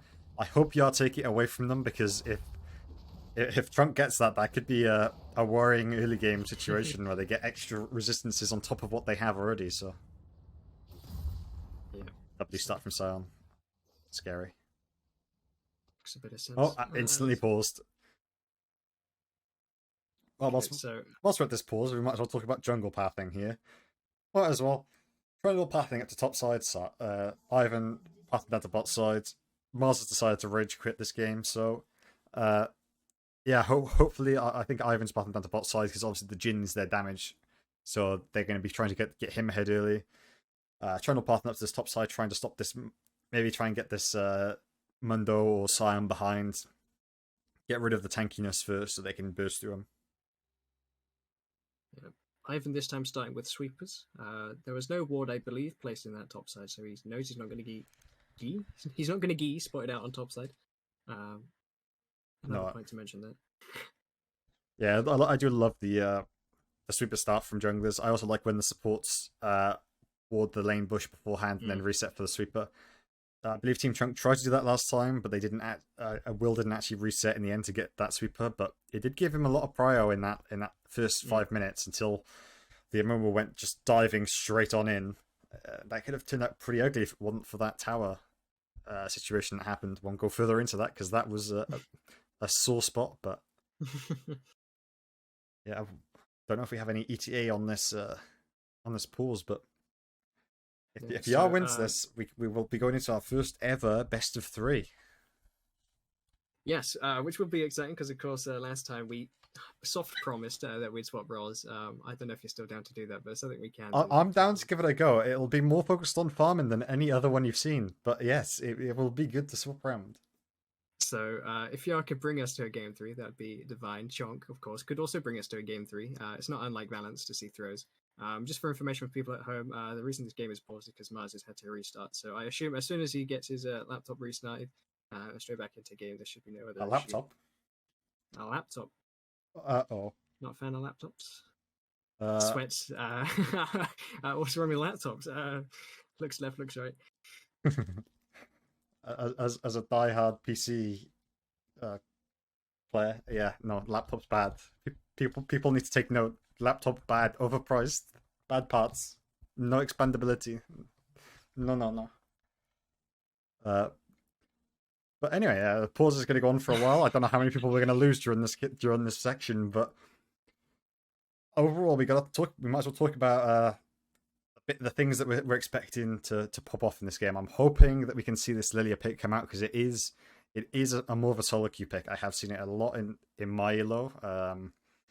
I don't know about you if you've seen it at all, but it is pretty annoying to play against. I was surprised they went for the Conqueror instead of the phase rush to be able to dodge in and out, but honestly, once they get a couple items behind them, they become such a pain because of the movement speed that Lilia gains. Just so hard to lock it down, and I mean that ulti, massive engage potential. So if they could just land one of her abilities on that Jhin should be able to be blown up pretty fast. So scary from the side of Choncc there. Yeah, and of course you can optimize towards Leandries, and with a lot of the health scaling that you have between Mundo, Ivan, Sion, and Alistar, you can get a lot of that AoE procs for Leandries and get a lot of just teamfight value on top of the ult, maybe even not needing the ult if they're that far ahead. The last Lilia I saw was in my Earth game. Please do not have a look at my account and have a look at that Earth game. Please spare me. But Mars is now reconnected, so maybe you won't have time to have a look because we should be on into action soon enough. But yeah, I like the Lilia pick. I know it's something that Excel tried once. I believe they played it into G2 when they were spamming Psy on top, I believe in spring. That was a thing, and it did okay from memory. It did get hard attacked, but in terms of the laning phase, I believe it was fine. Lily's been changed quite a bit since then, and of course she's not going into Sign at this point, but there is a Sign in the game, so maybe I'll have a similar influence. Since we're back on into the action, but of course we have the obligatory bonus pause. Got to collect those bonus pauses. Just going to have to sit this one out for a little second, but we can bring it back to what we were saying for expectations, right? These junglers being more proactive than the other. Ivan, of course, naturally not so gank heavy. I believe he pulled off one gank, but of course it was then answered by Sliny in the last game. So we'll have to see if that pattern's the same or if it changes up so much. I think he got a little bit of a farm lead early until Sliny was able to pick up a couple of those kills and just kind of accelerate. I wonder if Yar will be able to get the same early game lead that they had in the last game. Hopefully this time be able to retain that lead, not go for any dives and stuff like that might cause that lead to disappear again. But ooh. Oh, here's a great bandage toss onto Arigato. Second game in a row. This lane starting the same way as it did the last Go for it again.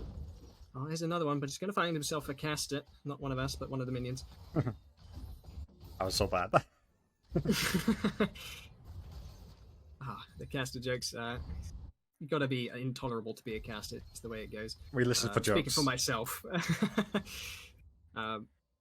So yeah, just quiet starts. It is, of course, very honest this game. Harry doing a good job there to dodge away from the decimating smash. Making sure he's not going to drop too far down in these trades. Zypher getting use out of that ticking damage from his passive, the blooming bursts. Making sure that Mundo is not feeling too happy either. Oh god, you gotta love those hitboxes.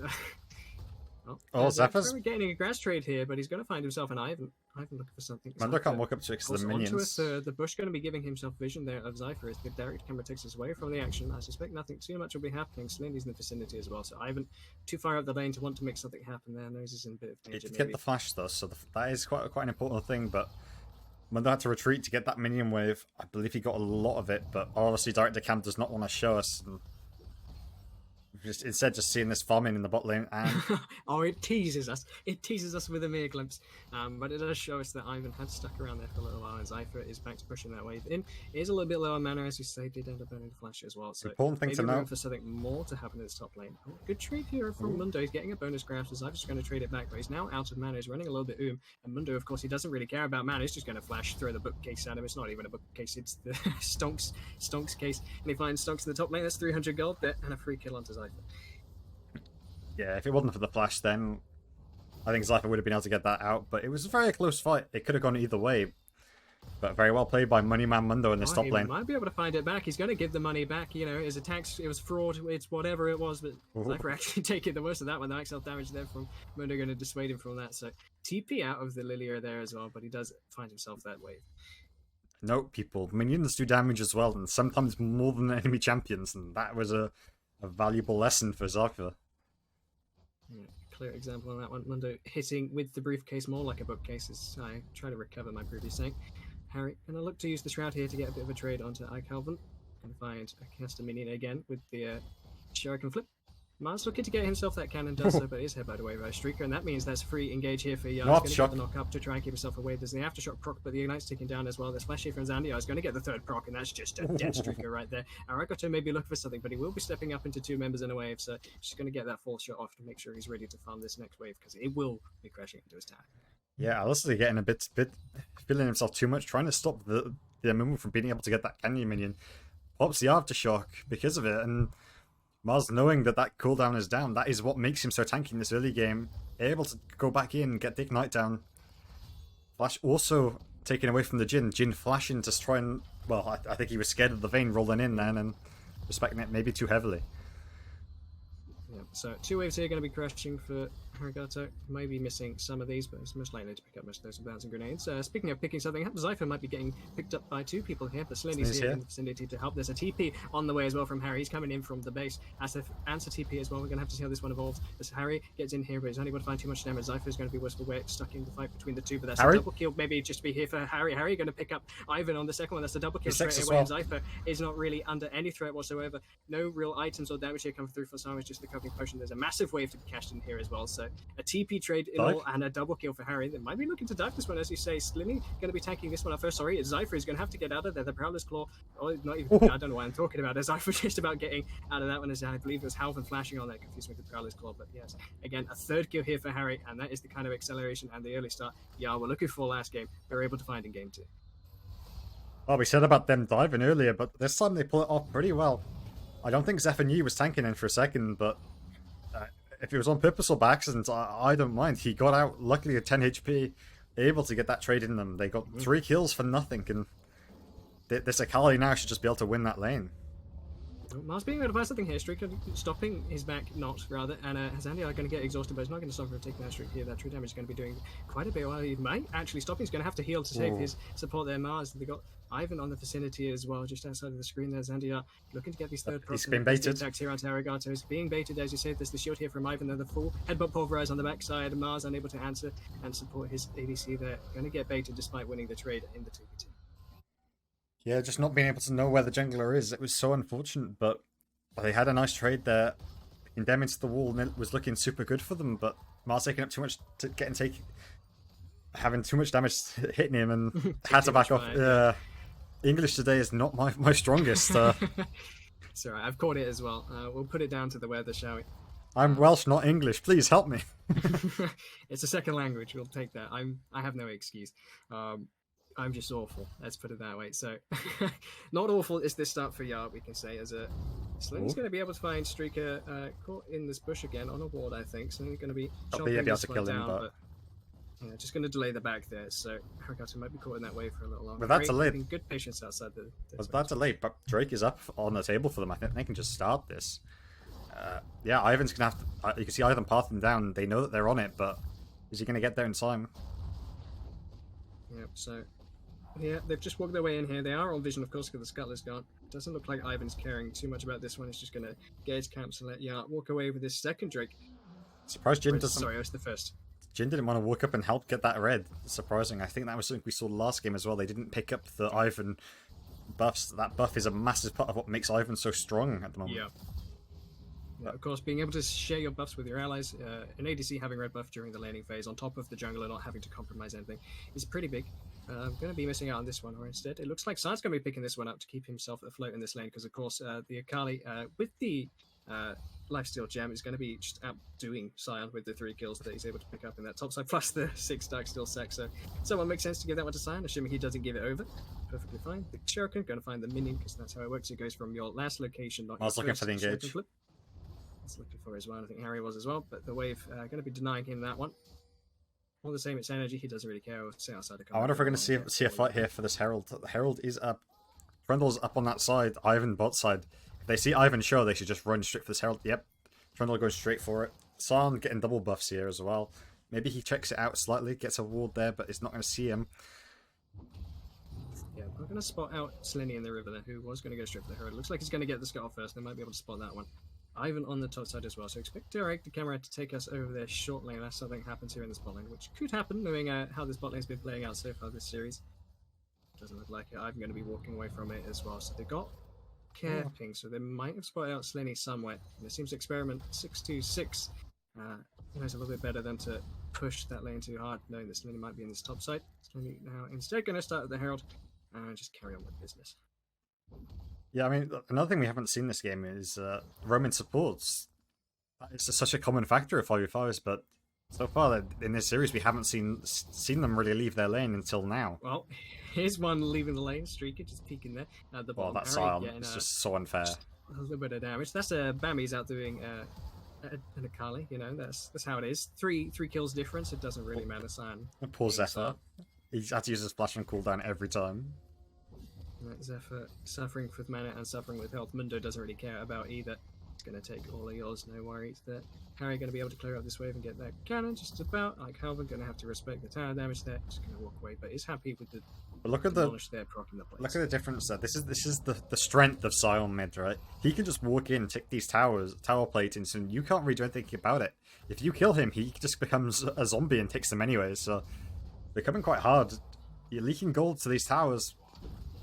Here's Namumo. He's despairing here onto Arigato being the focus and exhausting no flash. Zandiar to slow this one, but he has no flash. Mars going to be taken out on the backside, but it is going to go over to Jin still. The minion's picking that one up, but the pillar and the subjugate here straight onto Streaker. He's a tank, but he's not really. There's true damage, and there's damage reduction here from. If everyone give it to Vayne. Nice coordination there, making sure that Vayne picks that one up. Now looking quite happy, 2-1. Yeah, Mumu just thought Jin was dead there straight away, but Vayne decided to switch targets, thinking the Amumu had killed him, and then he was able to get off another rotation. Bit of a sleep here onto Ivan, and might actually just get dropped here, but the shield's going to come down. No Daisy yet to be used here. Got the damage. Zypher going to get slowed up here by Mundo. He's not able to get through. He's trying to use that movement speed to relocate, but the shield up here from Ivan in time is going to be flash secure there from Experiment. 2v1 in the top side, making the cross map play as it seems that Yar are getting that tower on the bot side. They popped the Herald early because I don't think they were secure about getting that wave under in time, so they do miss out on taking the whole tower and the last plate, but it is still an extra 320 gold. Yeah, it's a little bit unlucky, but at the same time, I think with the way that this lane's going, you want to trap him in here, right? If you open it up, you give the Alistair more time to roam between waves. I think it's actually beneficial for Yard to not take that tower fully down here. Just take the tower platings, and now they have to stay in this wave because when these waves are these towers are so close, you're losing minion waves if you're not there, and if you take it, it allows this Alistair to be able to roam for longer periods of time. So I think that actually might be good for Yar here. Yeah, and it looks like they're going to make good use of that as well, as Harry's in a great position behind them here. He's going to dodge all the vision as well. He's using the blast, going to get behind Tri-Bush. Slinny going to use the flash here. Ismars going to get himself straight onto Streaker, but there's no Zandiar in range yet, and Harry's not moving to get in here. So really down to Ismars. Slinny on the way as well, but I don't think they really have their ults up yet, so they're trying to force something without other members there. They get that pressure, and they're going to get this wave in, and 4 members here to take this tower. Sounds like mid. Lose it in mid instead, as you say. I think Sion might get this to her first as well. I'm not 100% sure. Cypher's here to answer it, so yeah. I'm Oh, not no going to be able to minions. get first tower. No minions. Does get a plate, but it is traded for the whole tower on bot side. Experiment going to be the benefactor, as well as knowing that there's no opponent to face him. He's going to be able to tank up the tower shots there to start with, and then get his way onto those plates. He's going to be making stonks in the top side. Harry looking to make a little bit of stonks here. Does not get the cannon, I don't think. Calvin going to be traded up here for a little bit, and it's just a lot of AP damage coming up between the two. And there's the bit of losses. Gonna knock Calvin down with the slow there. Harry tempted to go for the ulti there. Good thing to note, guys, is the Drake's. Oh, it's going to be I was going to say it's either an ocean or a cloud, but it's a cloud. That is not good for Yar here. Cloud probably the one Drake that you can't win the game off of. Not so convincingly, but they might be able to win a game of fights like these if they're able to find one streaker straight down, and that's most of their engaged gone. Sion, of course, has his ultimate on cooldown. I'm not sure when he used that one. Maybe he used that one to get back to lane earlier. TP'd back in for this fight, so that's a free pick here for Yar. I don't think too much was expended for it either. Just going to be able to use that advantage for now. They get the Drake as well. That's 2 Drakes over here for Yar. So maybe that leads us on to taking quick stock of the game. Not really a gold advantage, but we are sitting here at 500 and first tower as well. So it's pretty much that whole tower being the difference for this game so far. And I mean, all the kills are on this Akali. I'd have to say so far this game is looking a bit like a support diff, right? You know, you're talking about an 0-3 Alistair really disrespecting how the Amumu plays. Last game you're on the Nautilus, you were able to redeem yourself with the ultis, but this time not so lucky. Yep, not so lucky is the story here for Streaker. Getting caught out in the lane, getting caught out in that mid lane again here. Harry might just be caught out here as well. Uses the ult to get away, flashes the other side of the Sion, has the second cast of ult. I don't think he's dead. Get knocked up here by the decimating smash. There's no shield here from Sion, but the punch at max range is going to do it with the grass proc. That's 700 gold. A 4-1 Akali, unable to answer, well, just a 0-1 Sion. Yeah, ulting to save to kill the minion wave there, and then flashing straight back into the ulti damage. That ulti is ridiculous with the range of damage it does, and honestly, it's just a bit unlucky. Maybe if they flashed upwards and used the E upwards or the ulti upwards, they probably could have gotten the tower safer. But either way, you're just seeing this advantage with the Sion has. And yes, the Sakali's got these kills, but I believe the gold could be quite even against them. Yeah, the gold now swung 500, or at least in the favour now for Team Choncc, able to get that top tower in answer, and now one in the bot lane, I believe, as well. Even before that, his way on that kill was 700 gold, right? So even then, you're talking, he was only, what, pretty even, right? Maybe 100 gold down. And it's so misleading because of the tower platings he got, and the tankiness that this Sion has. It's something that the Akali just didn't see coming. Yeah, maybe a failure on Yar's part to put their right members into the right answer. I feel like if Vayne was in that bot side, yes, she might be targeted, but she can actually answer that wave. And then, of course, Akali being able to face down Jhin. Jhin has to play a lot more careful or draw more members to him to keep himself safe. And the 4-1 Akali actually gets to make use of that for part of that scoreline. So yeah, maybe a bit of mixed execution from Yar in the mid game so far. Mars just shy on the bandage toss as well.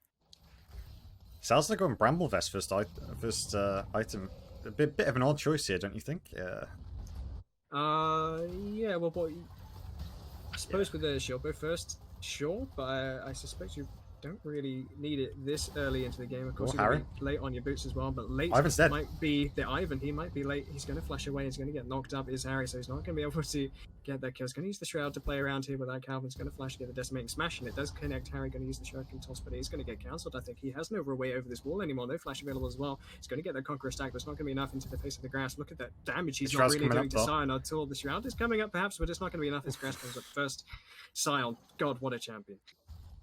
Yeah, I mean, what can you do against that? He's even gone tank Sion. I'm a bit disappointed that he went tank Sion. Mundo going to have to flash here. The Drowsy going to connect since Mundo Look at that damage. I don't even know what it's called. But Slenny with the substitute is going to absolutely melt that one. And of course, Leandri's going to do bits as well. So free kill here onto the top side with the flash. Nothing really spent but a couple of ultimates. But they will get the tower in answer. Streaker looking for something here. Mars on the other side of it. Oh, Streaker. Oh no, you hate to see it.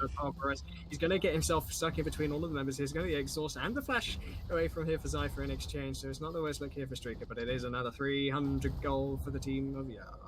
Oh, that's hard to watch. Ooh, you hate to see that flash combo. If you don't know as Alistair, if you flash with if you press the W before you flash, it'll automatically go if you're in close enough range. But everyone also always thinks you have to press the Q so early, but you don't. You can press it after the W lands, and that is what happens. You just press the Q too early, just expecting the Alistair to make it to already. Yeah, just unlucky then. It's hard to watch when you see that happen. He's just stuck in no man's land then. Unfortunate the kill went over to the Amumu, but yeah, still. Maybe if he had completed boots, he could get and close that gap maybe a little faster. I don't know. Has now completed those boots on the back end. I'm not really sure if it's worth to try and get that. I don't know if the headbutt pop roast combo would have been enough for Lilia if she was able to react with Q in time and get some healing. But all the same, we had flash anyway, so it didn't really matter too much. But she doesn't have flash now, so if as long as you can make use of that and get 300 gold here from Zypher, because he doesn't have that flash, that would be an extended trade, we could call that.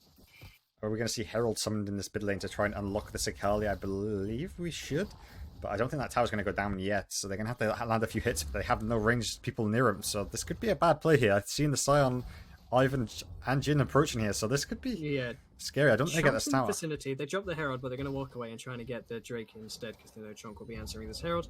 Herald doesn't quite get the charge. The eye comes up in time and they knock that one down. It doesn't look like they're able to drop the Drake in time either. The Jin not going to be popped to try and push them out of here. There is a blast available for Merc if he wants to get in here and smite, but it's just not in the right place. There's a Choncc. Smite in combination locks down that Dragon Boulder. Was a little bit close as as the fourth shot comes flying through. Well, Jin fourth shot is really scary. It does more than smite most times, so you've got to be careful with it. I've seen it stolen Barons a few too many times, really. Zypher getting the bear at this top lane now with that movement speed and the connection on his Q. He's able to dodge away from these briefcases being tossed at him. Experiment ticking away with that Leandries as well. But he can't use his ulti. He can't use his ulti. That is the sad part about this, is because of how the Mundo's passive works, he can't just use it to get that extra damage. He needs someone else to come up and pop it first. And Mars, I think it would be a great idea to do it too, and Ivan going to get stuck between wall camp and the wall as the pillar comes in, and the Drowsy just for good measure, but there's a TP now. Maybe you wanted to hold on. They're in the middle of everyone. A bit longer, and in the middle of everyone they are. The Amumu is going to get good value, but I don't know if there's enough damage to knock them down in time. Ivan going to get dropped as well. The Trundle doing a fair bit of work. The Lilia max health damage and the true damage going to be coming through as well. Experiment going to be walking in here on the Mundo. He's got the ticking down, but the Jin is untouched so far. He's going to get the Gale Force forward. He's going to almost just about find Selena. He's going to pick that one up as well. Akali's still alive as well. Experiment kind of low, but Zypher's going to get dropped at the same time. It's now a 1 versus 1. Not sure what's happening. I don't think either of these members want it anymore, but that was a bloody fight and a 3 for 4 in the end in favor of Yarn. Of course, Vane's still alive, just happy walking on the bot side. It was a 4v5, and yeah, I mean, I thought that play was going to be so bad for them. I mean, yes, that technically it was a 4 for 4 when they took the Ivan out so early, but they burnt so many big cooldowns for that, and yet they were still able to come out that fight so long. That Trundle buying so much time, just being that tanky member. I think he might have altered the Alice to be able to become so tanky, but that Vayne on that bot side just sat there, got a load of farm, and is able to reset and get a full item off of that. Like, and extra. I mean, Gwynsu's so earlier, that is going to be a hard thing to watch. I wonder what the goal difference between him and Jin is now. Can take a quick look. So there's about 100 still in favor of Jin. There's quite a big CS advantage in favor of Jin, and he's up an additional kill as well. I suspect one of those could have been a shutdown also. So Zandy looking to keep in pace with Jin. As you say, the items are pretty even as well. Jin just about starting his next as well as Zandy. Yeah, look at that fight was super close. I don't really know where that leaves us. I think that Lilia got great value despite not having art as well. Yeah, the damage on Leandris, the 5% max HP being spread across Team Choncc, pretty big. Oh, that's just... He's not here onto Scion, uses the ult just in time to sprint away from that one. Lilia in the vicinity as well. If he was able to get a pillar off, maybe something would have happened, but without the flash, he's definitely not going to find it. You take that ulti for ulti. I think Lilia's is up more often, so that's fine, and it's not for me to join these early team fights, because Lilia does have the TP here. Sniper going to get kicked in the face by Scion. Sitting around at half HP yet. Going to get a couple more trades here on Anakovan, but of course he doesn't really take damage to that shield, but Slane's in the vicinity again, baiting this one forward, and of course he has no ult to get out of this one. There comes the subjugate, he's got no resistances left. Zypher gets the Conqueror as well, he's going to be able to skirt around this fight, he's going to get the ticking damage even though Scion flashes over the wall, so he's not going to get much value out of the zombie passive era, and that's the first pick here for Yar. With Baron on the board, they might be able to look for something. Yeah, that flash is... that numbers advantage to walk into mid lane. There's a pillar available here, and Jin, of course, he has no escapes, but he does have a Gale Force maybe available to him, and Mars going to connect onto the support and get connection ult here onto Arigato. Zandy are going to be kicking out. Well, does he live? Going to lock him out. Oh, it's just about live. Lin going to be able to tank up. Oh, God, just look at that damage. Poor old Jin, all of those items. Trying to weave the last one around, but they're just going to patiently sit that one out. And now looking to knock on that tower. They're going to be clearing up that wave. Harry happy with his bot side, but not happy with the Mundo in his sights. Going to be taking that one out of there. Going to get the flip onto that one. And the second cast of perfect execution. Not going to find his mark. Going to trade the ult here from Mundo at the least. He's got an additional member in the side. Lindy getting some work done across this map in this mid game. Might be looking for something. Blast cone's over. Here it is. The pillar, of course, does a good amount of work to try and stop Mundo. Maybe I was wrong. It just puts him the other side. Wow, that's a little bit good. Harry gonna look for a little bit extra. God, Money Man Mundo just standing there. He doesn't mind. He goes where he pleases. It's very much oversaid, but it's somewhat true very much now after this rework. Well, look at that. You know, the Akali feeling so good about themselves, being able to go for that all in, but still not being able to get through the tankiness of him so far. I mean, they've both gone into the Spirit Visage on the tanky member. It's had to respond the Akali with this Void Staff. Lighting Jewel, yeah. Definitely needed. Another drowsing, whatever it's called, here onto the side. Going to short-come the Decimating Smash. So they're going to get a couple more Blooming Bursts around onto Icove and getting that Leandri's proc plus the... I think Zephyr's feeling pretty good about this. I mean, he's got double burn. Pretty good about this. He's got the double burn, as you say. He's got the movement speed to try and cut this one around, but Sam's looking to get something out of it. Even if it's just a couple of grasps, they can go a long way. I think he's going into Zhonya's next onto this Lilia, so we're looking for those massive engages with it, but maybe it might... The 9-man sleeps will take those. Of course, you can flash Q and then instantly Zhonya's with the R cast afterwards. So you can live to see the damage on the other side. So if again the Conqueror proc here again is going to use them just about dodging away. Doesn't quite connect the Decimating Smash. Still gets the slow and the bunk, but there's a team fight instantly happening on the bot side. There's two members locked up. Jin's caught. And the second cast of this perfect execution just does exactly that to Jin. Streak is caught as well. They're just going to drop him out of that one as well. Are able to pick up the soul as well. I wasn't even aware that was on the cards. God, I'm not really on form today, but yeah, definitely are in game 2 of the game, picking up the soul and a couple of kills just across them. Yes, they got soul, but this is now where they have to keep winning these fights, because if they lose one, the Elder is on the table. I'm personally a fan of when you get Cloud Soul, I'm going to leave it. Just leave it. I'm so scared of this Elder, especially in this game where you have such tanky members. But so far, I mean, this Lilia pick coming up big, being able to hold this Iron in the top lane, even go toe-to-toe with him. Double burn just being shining through massively. Yeah, and I feel like that's a lot better execution from Yara as they pick up that Baron, and just 25 minutes to accompany that Soul, so they're in good form to try and start to close this one out. But as I was going to say, that being able to put the Lilia to answer the Scion is a lot better than the Akali being able to answer the Scion, because the Akali really couldn't. Yeah, especially as well considering how hard the Lilia is into the Mundo, because not being able to use that R is just a massive part of the Lilia's kit that's just been taken away because of this. We've seen a collapse here. Mundo. He was going where he pleased, but Yar wasn't very pleased with it. He got 5 members here in the vicinity. He didn't quite get the tower either. That's a sad Mundo. He's crying about that one. That's Stonk's down. I don't know what's anti-Stonks. I'm not sure. Does the lore go deeper with that? I'm not sure. I don't know, but he can go where he pleases, but he's about to die wherever he goes, so not feeling too good about himself there. Well, I believe that was a subjugate here onto Streak, who's going to get absolutely eviscerated, most likely. We'll be walking here into Lilia ulti. There's the Lilia ulti onto 2. Jin can have the flash away, and the knock up there is just going to make sure that Will goes down. Another death here for the Alistar. Starting to rack those up. He's going to be caught out a lot of the time, and to be honest, it's quite a difficult to play it into, and after the way that laning phase went, it's just not been his game.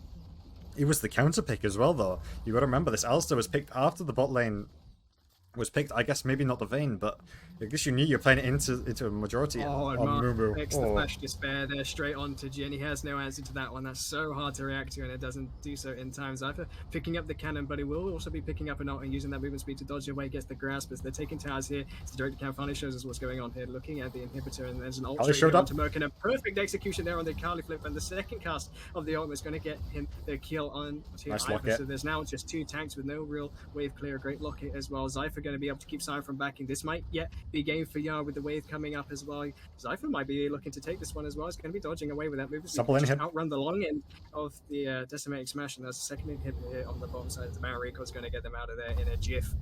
That's just more wins here for Yar, and just about short of the 10k Godly with 4 tower advantage as well. Remember the promise of third game, guys. We know what's going to happen, and we know it's not going to be great for listeners, but it's going to be funny either way. And by the looks of it, we might be heading towards it. Yes, there's Elder.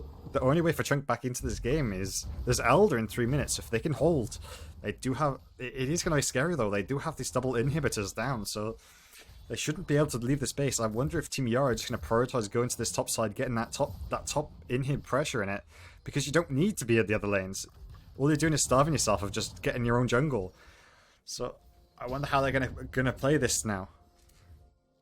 Yeah, there's a bit of breath of fresh air because the Baron buff has now worn off. Okay, there's no dragon or soul to take, so it looks like Yard will just have to put their chips into this top lane as the last standing wave. You're going to have to send people to answer these out of towns, of course, so you can naturally create a numbers advantage in this top side should you focus in. It looks like they're trying to get a good start by focusing here. Mars Mars going to miss the initial bandage toss, but he has a second one to follow up, and Ivan just got out here in the jungle. Despite the vision that he has, it's just going to get absolutely melted. So there's now a 5 versus 4 plus the inhibitor minion. So Mars can land this already because he knows he can't stand this one. Mars lands it all the way onto Mundo. He's got no passive. They want to go for something else. Cypher, with the ult available, might be able to look for something here. Has not got the flash to make it happen. Doesn't have the Zhonya's either, has the Cosmic Drive instead, going to be utilising that movement spin. There's no bandage toss here, straight onto Mars, or Shrieker, sorry, it's going to prevent the Alistair from getting the engage he wants, and stops the Siren from getting the engage as well, as the fight is now ensuing. This condemned into the wall is Siren, and there's Slinny working his way through this bot side as well. Juno just absolutely whiffing there, Will just walking away on a slither of HP. The bandage toss, sorry, the Shuriken toss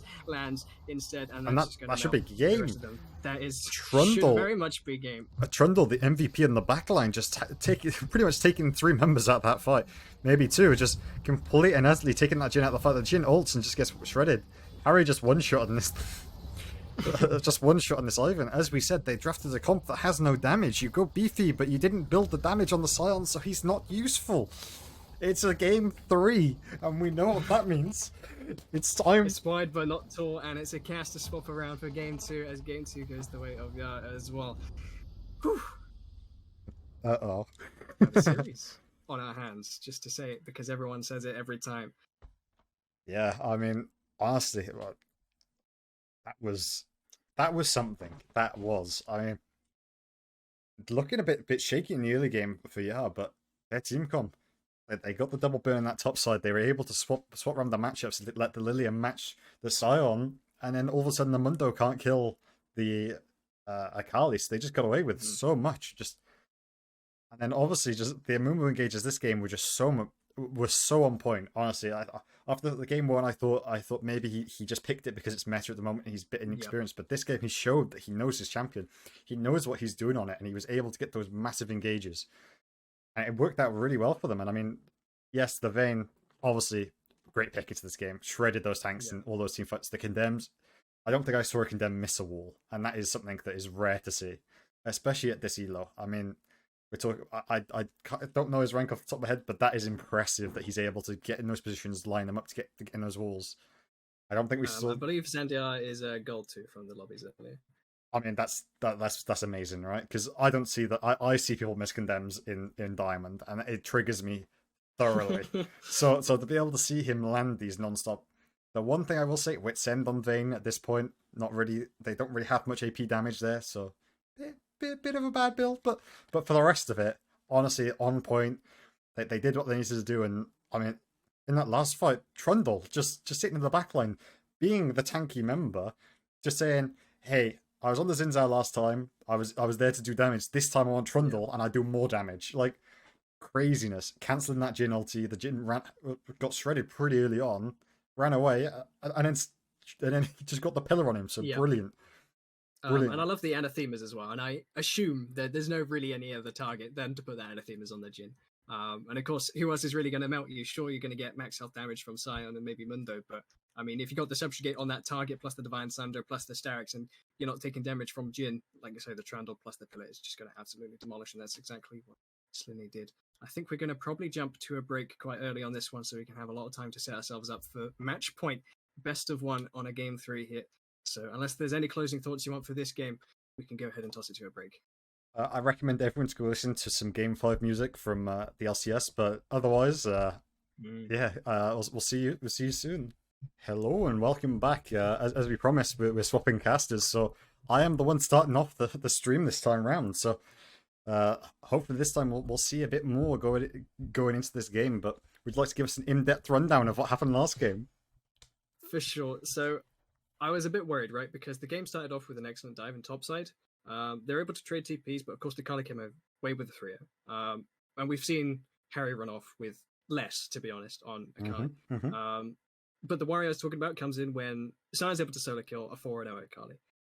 Panic button, boom, smashed.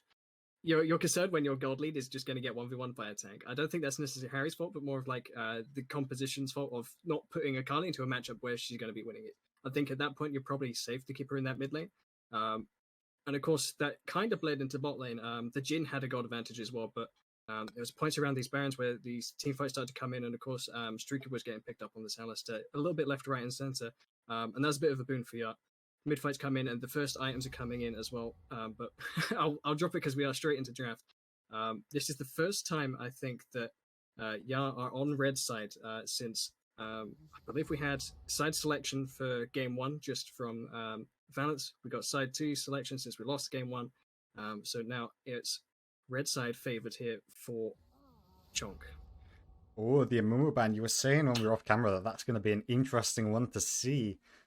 They decided that that pick's too powerful after we saw the Alistair have some pretty big trouble going into it. We won't talk about score lines really, but if anyone wants to type it in chat over and over, I wouldn't blame you.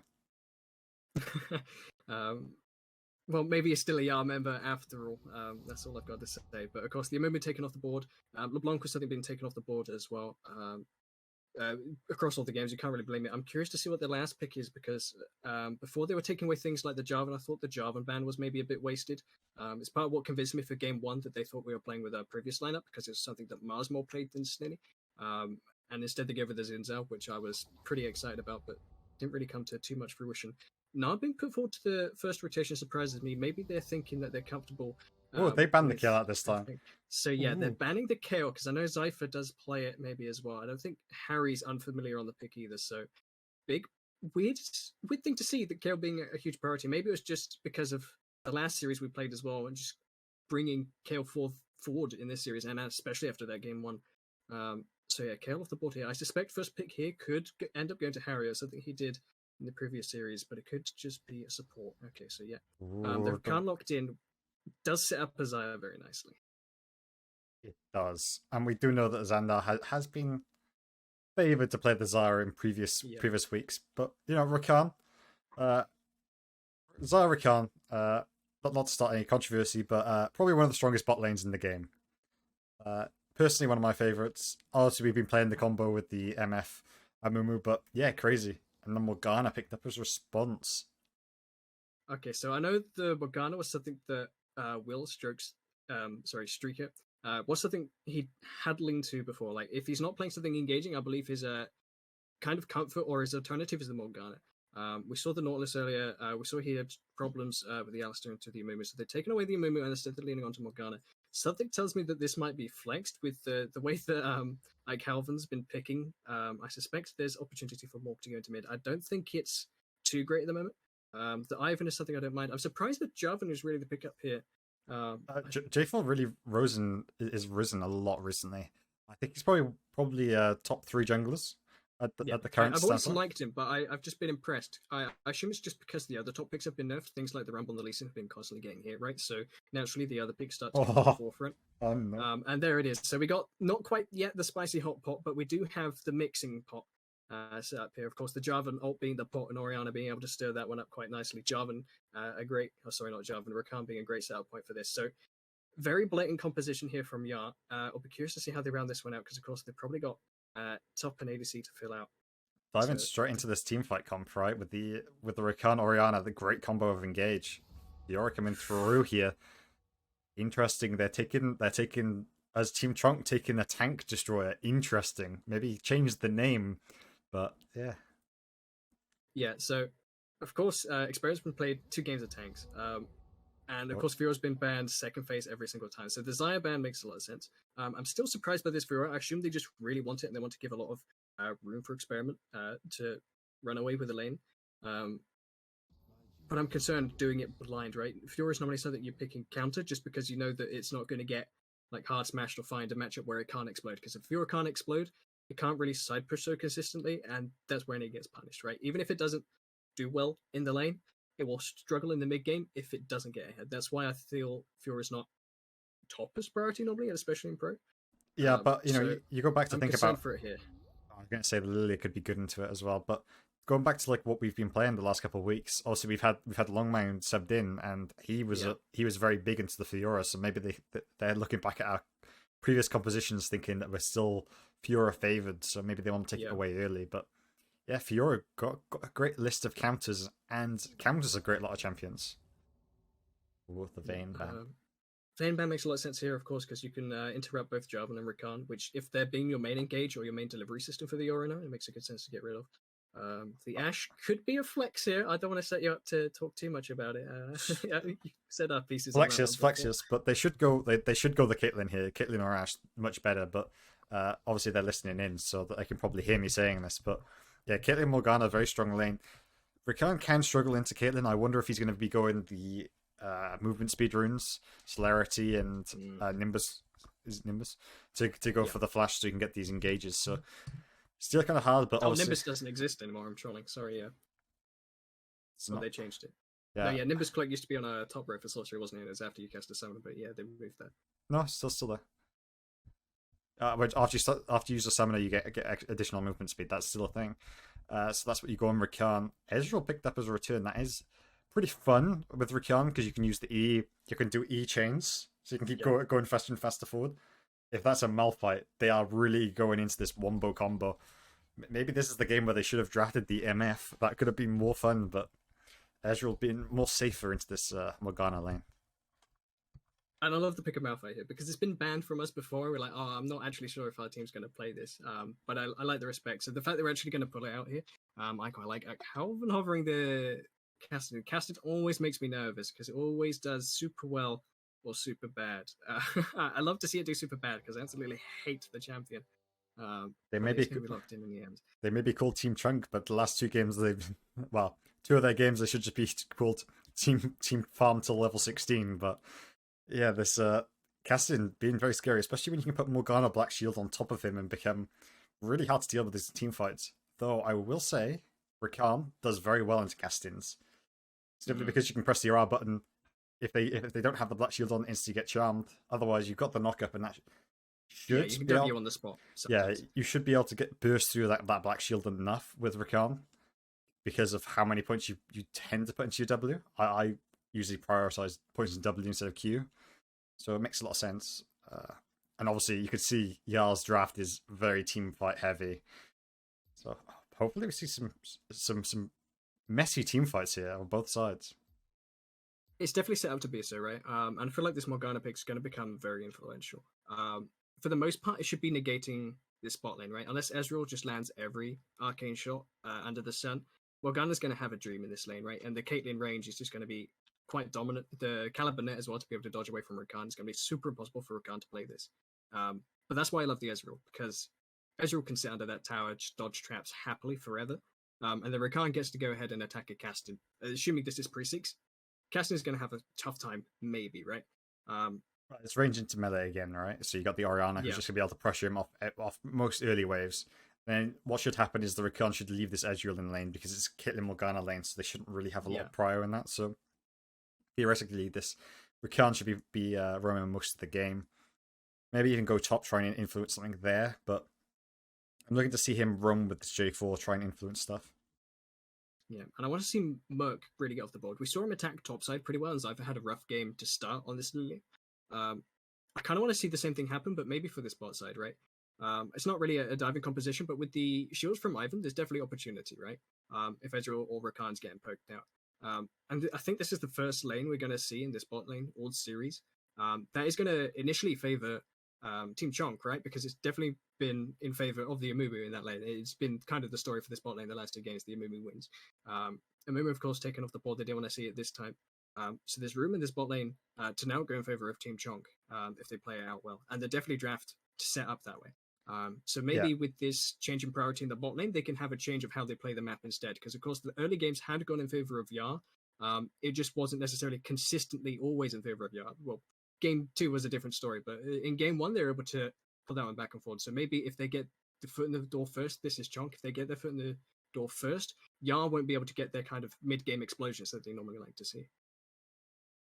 Yeah, for sure. I mean, like, they're obviously going to be... Choncc should prioritize the spot side a heavy amount with this Morgana Caitlyn. It is a very strong bot lane.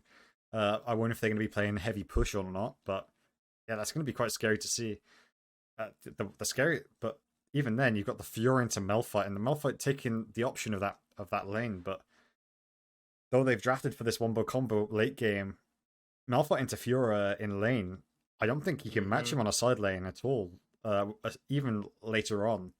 So they have the opportunity to go for a 1-3-1 on Choncc. Obviously, it takes a lot of skill to be able to pull it off effectively, but with their comp, they have a lot of escape tools as well. So kind of hard to play from Ya. Yeah, the Black Shields and the Ivan Shields in combination, especially on something like a Kassadin or a Fiora, makes them very hard to actually, one, get onto, and then two, kill, right? Because if a Kassadin is diving forward with the Black Shield, yes, you could ult him with Rakan or Malphite, but of course the Black Shield's going to eat that one up. And then the shield from Ivan's going to keep him afloat long enough that he can then maybe get on the Ezreal or some of the carries, etc. So, yeah, it's very much going to come down to execution again. I think Choncc had good execution in game 1. I think their comp didn't allow them really to execute too well in game 2. But this composition definitely looks a little more potent. As you were saying, a 1-3-1 is quite terrifying because the Fiora is going to be able to match this Malphite at just about every point in the game. I'm surprised to see him go Comet because it looks like he's wanting to go and fight this unless he's going to lean towards maybe a hybrid or an AP build. I'm a little unsure, but Comet Malphite is the common build path because it gives you poke in lane so you can actually survive and sustain longer. Okay, I would have normally expected Grasp, but I suppose if Fiora's being able to Q at max range, then yeah, that makes sense. You're not going to get those Graph Trade max. Yeah, you're not going to be able to walk up and ult attack him. You're more just going to be going for that E spam to survive the lane first, so it makes a lot of sense, but obviously it should be okay. We are seeing Morgana with the Comet. I personally prefer going Comet over Summon Area every time, but as we've seen here, we are seeing just a normal 5-point coming across the board again. I think this is a common fact that we've seen in most games, except from the first one where we did see Big Choncc go for that invading the bot side.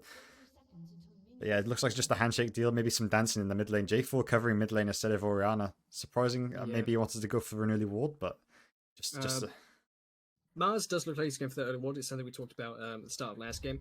He's going to probably drop that ward at the end of his back there into the bush, I would expect. Then swap to sweepers. We'll have to see it time through. Yeah, there it is. So yeah, last second, get the ward just to get the max value. He's going to back just about in time for 1 minute, so he can walk to the buff in time as well with 5 seconds probably to spare. For those that don't know, so roughly 25 to 30 seconds, but what champion playing. Look at the kit lane Morgana. Look at them setting up. Or look at the Q. Look at the W. They're like going to be setting up in here for the cheese. This could go bad for them here because if J4 finishes his buff, he could just look straight down as well. So if they go trap here, they can trap it. They should be trapping this bush now, looking for the Morgana binding straight after. They have the ignite. Oh, this could be scary. They don't have trap. They've started Q and W, so it looks like they're only going to poke and not kill. Really, that is a big mistake from them. They should really just go for the skill. But look at. Oh, they're going to walk safe way anyway. Okay, so yeah, a bit of danger avoided there. I wouldn't say a lot of danger avoided because, of course, they didn't start what we'd expected.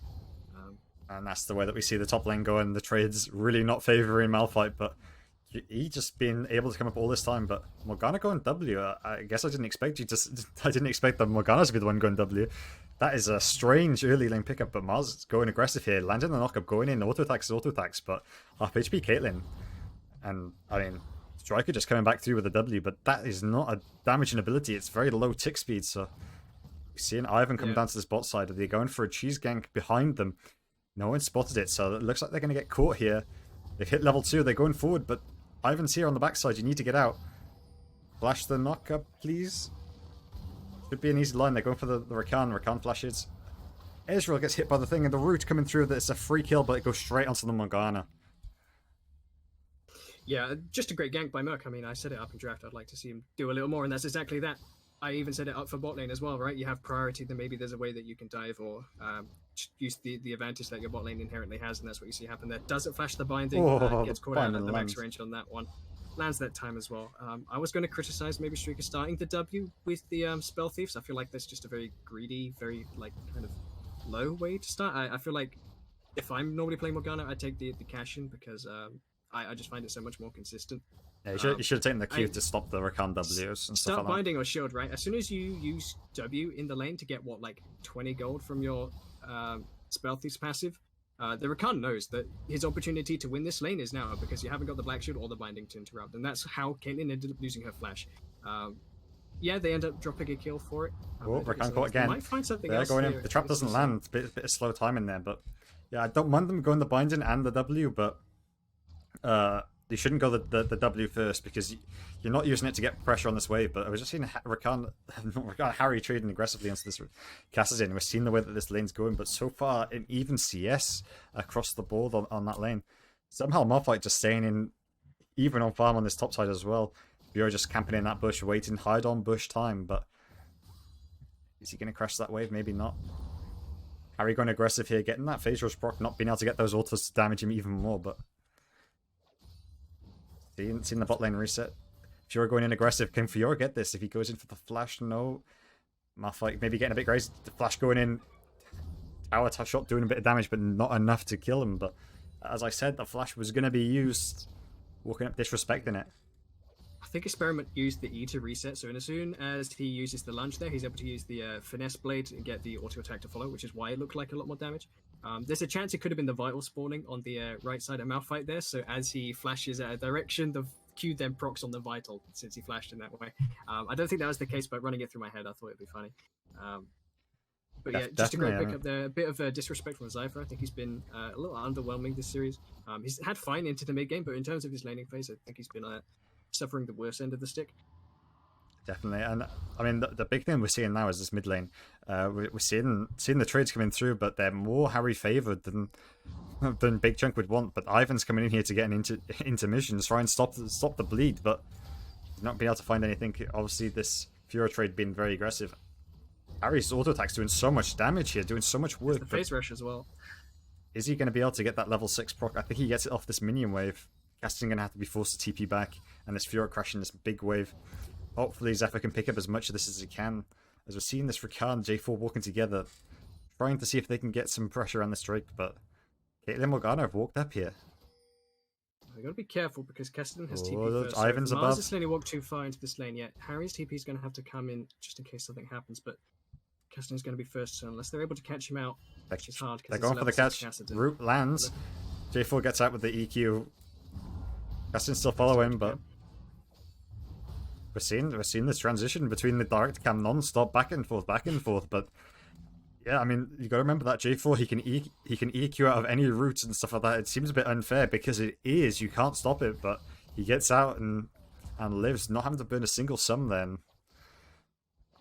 I mean, you can't say that goes either way really, but there is a 1k gold advantage just for this team Choncc.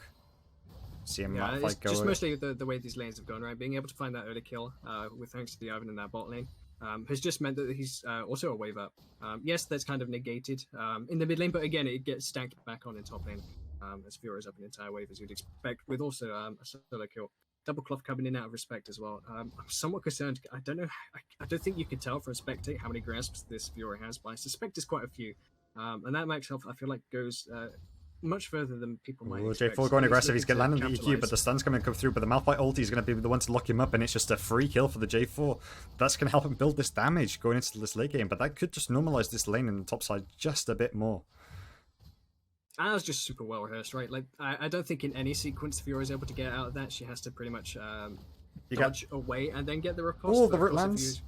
Is there a trap behind nice it? Root, but the Guardians just to negate that one. So unless they find something else in the next, like, 50 seconds or however long 80 seconds Guardian lasts for in terms of cooldown, nothing's really going to happen. There's a binding for fun. It's a bit of bonus gold there for Streaker on top of the 300 he already has. But yeah, good to see that punish on top side. The Fiora is definitely something, as I was saying, it's scary with the grasp stacking up as well, making sure that Malphite actually has room to breathe in this lane gives Zypher really some like confidence or the ability to actually get something done with his ults and team fights, because of course if a Malphite's behind, yeah, he can get a multi-man knockup, but unless the rest of the team has gold or he has gold to be able to follow up with himself or actually provide much more than just an ult, he can just go flying in, get knocked up and die, which is just, delivery system, get a delivery Malphite.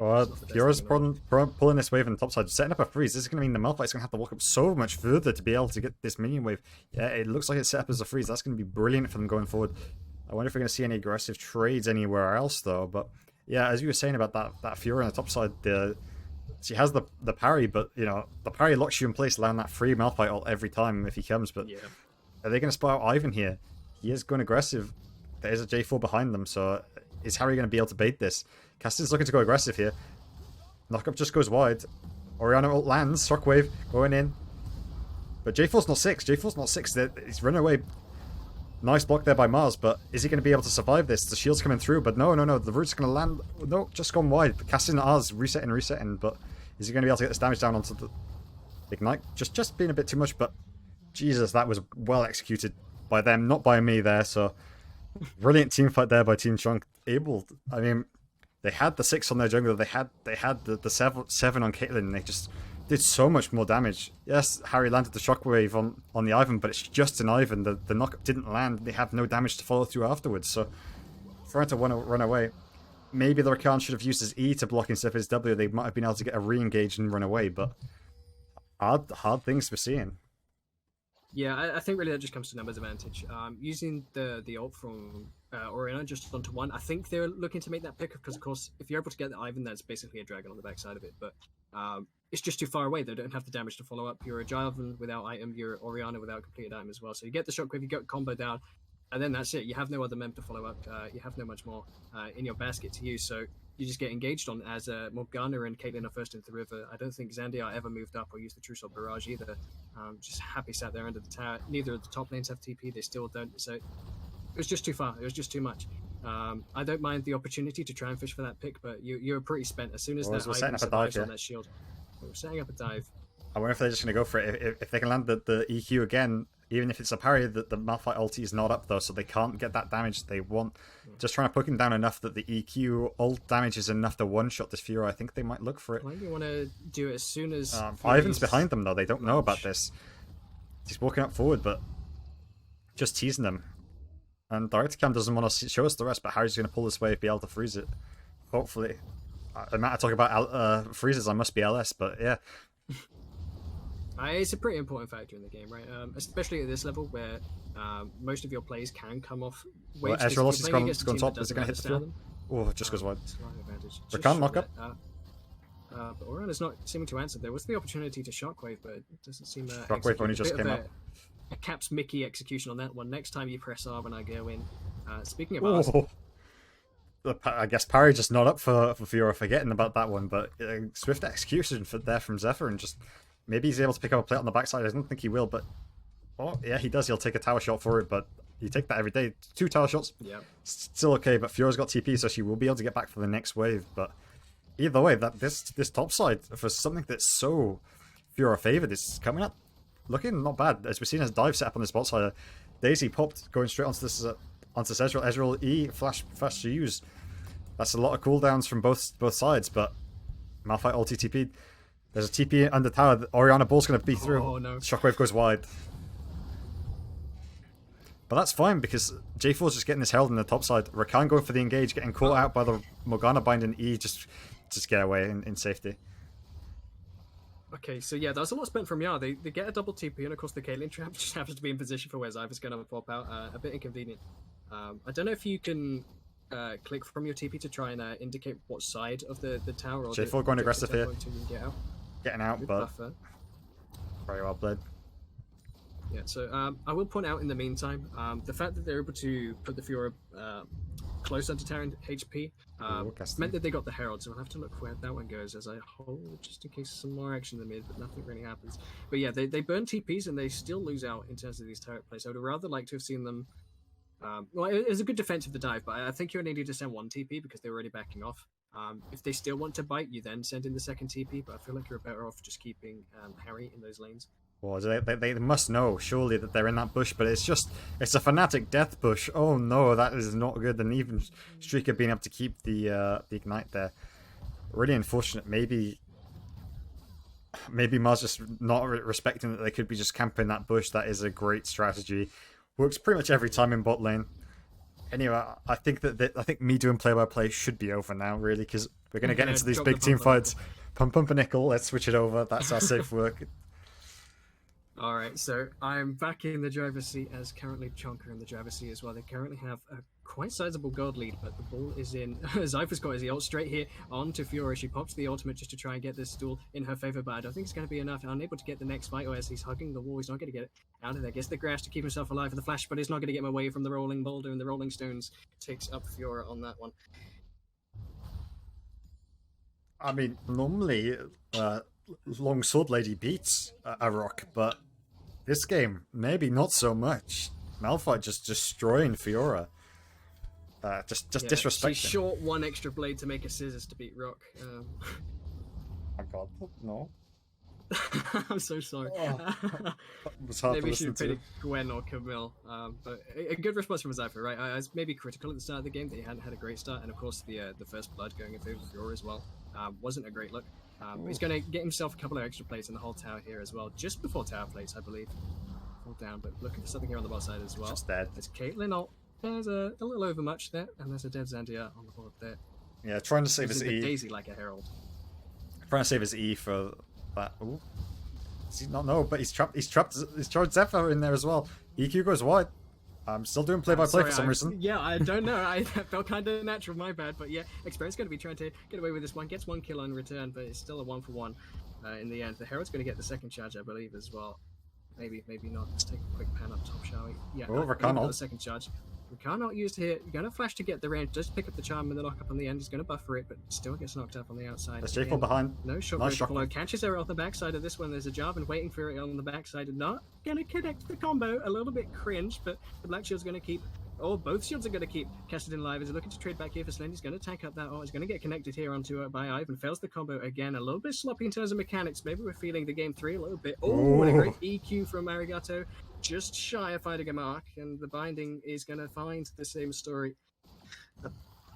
Many attempts at mechanics and many failures at mechanics, so it's kind of a handshake there on that one. But this Caitlyn, I'll remind everyone at home, is 3-0-2 with Mythic in the bag. Is looking quite scary. He's quite happy walking up here in front of 3 members. Mars shorts himself on the grand entrance.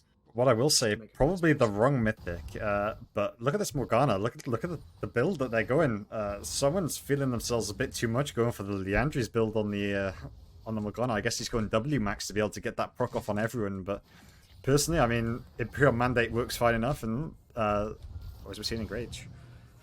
Oh, Zypher's here, and he has the Unstoppable Force ready and willing. He's not going to have to burn it, but there's a Dark Shield as a parting message here from the Morgana, but it's not going to be enough to keep Arigato out of danger, at least for now. Casting notices his way into this one. Zypher does have a lot of arrows, able to tank up this Caitlyn for a little while. The Arcane Shot going to be tanked up here by the ult as well. And then, speaking of ults, Cataclysm to go straight on with the Grand Entrance in combination here, straight onto Arigato. The shield bow is not going to be enough. I don't think Gale Force could have saved them there either. Yar wanted that one, and they got the Caitlyn. They were damn sure to get. Yeah, I gotta say this this Mythic that the Caitlyn's gone is very wrong. Normally you see the Kraken Slayer or Gale Force come through to get those combos in, but if she went Kraken Slayer, that Malphite probably would have died. So, oh.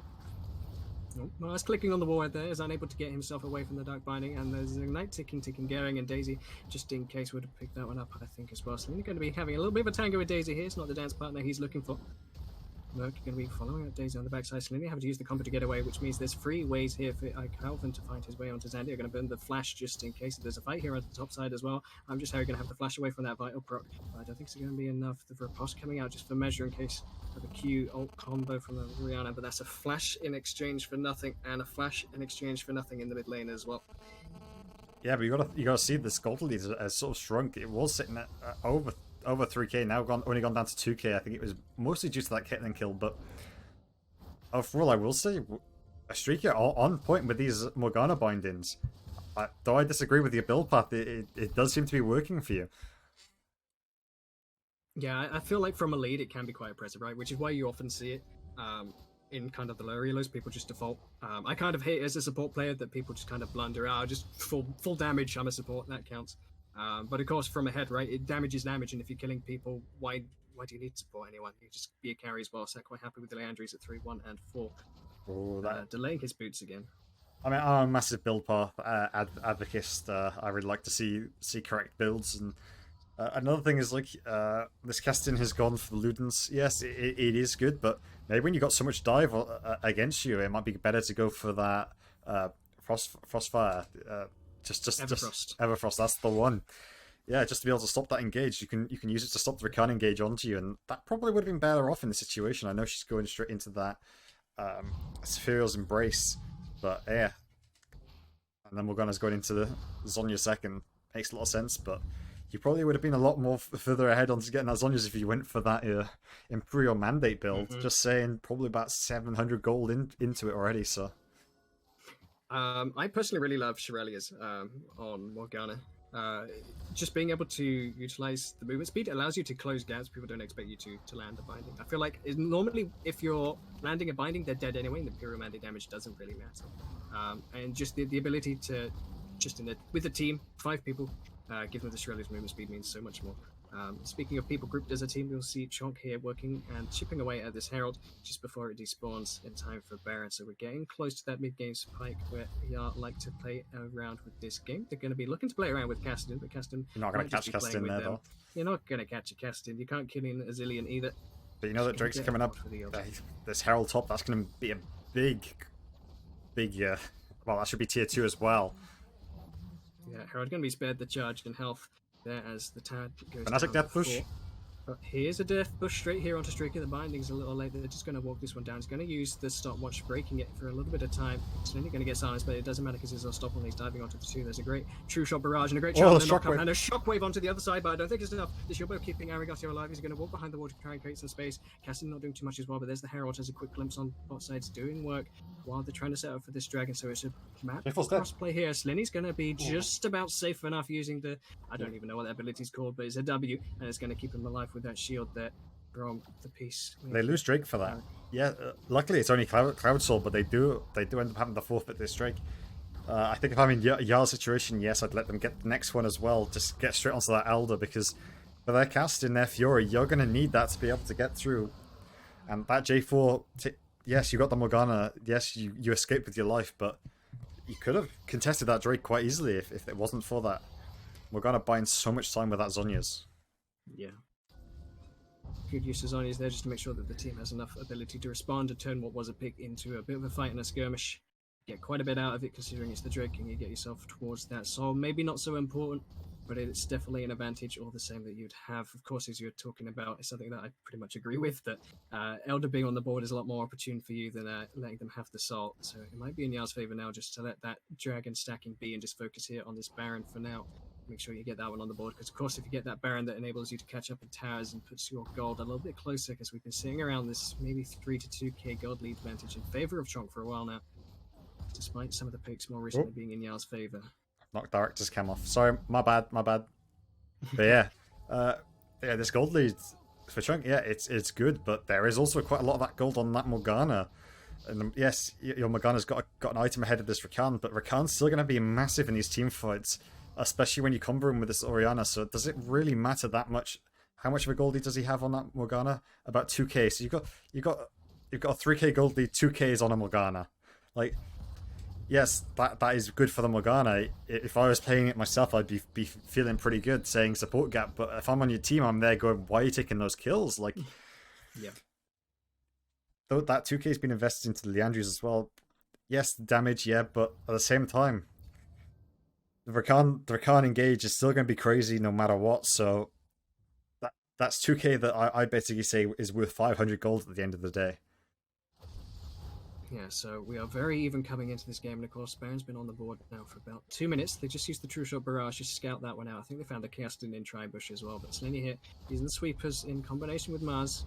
Daisy going to put them out of their vision control here. Good use of Daisy here. I've been quite impressed with this Ivan player, if I'm honest.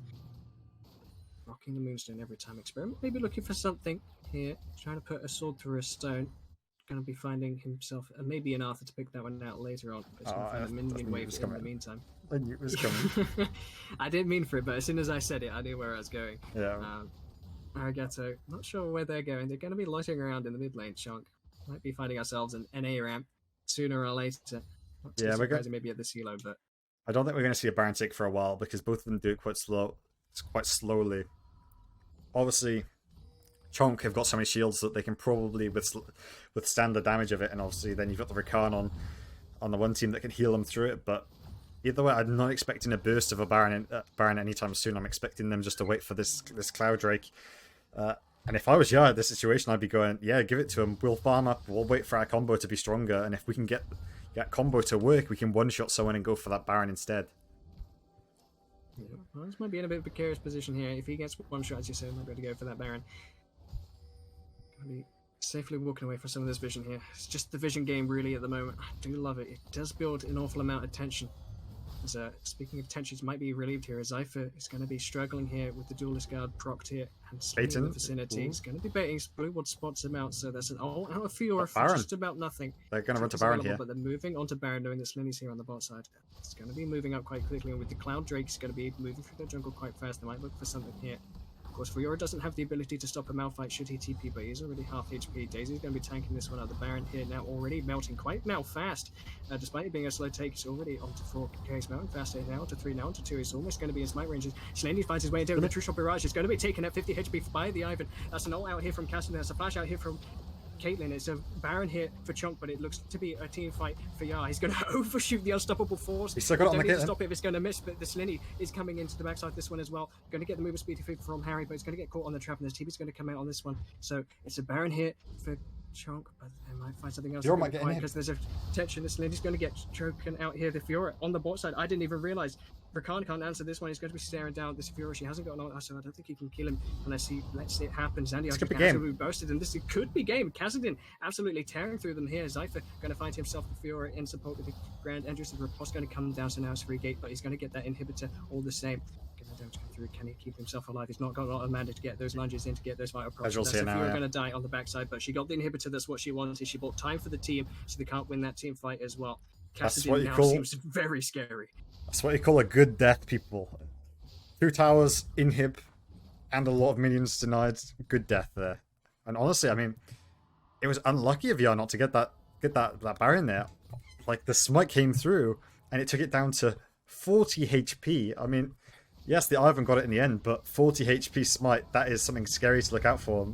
Especially when we're talking about the Elder that's going to be coming up after this.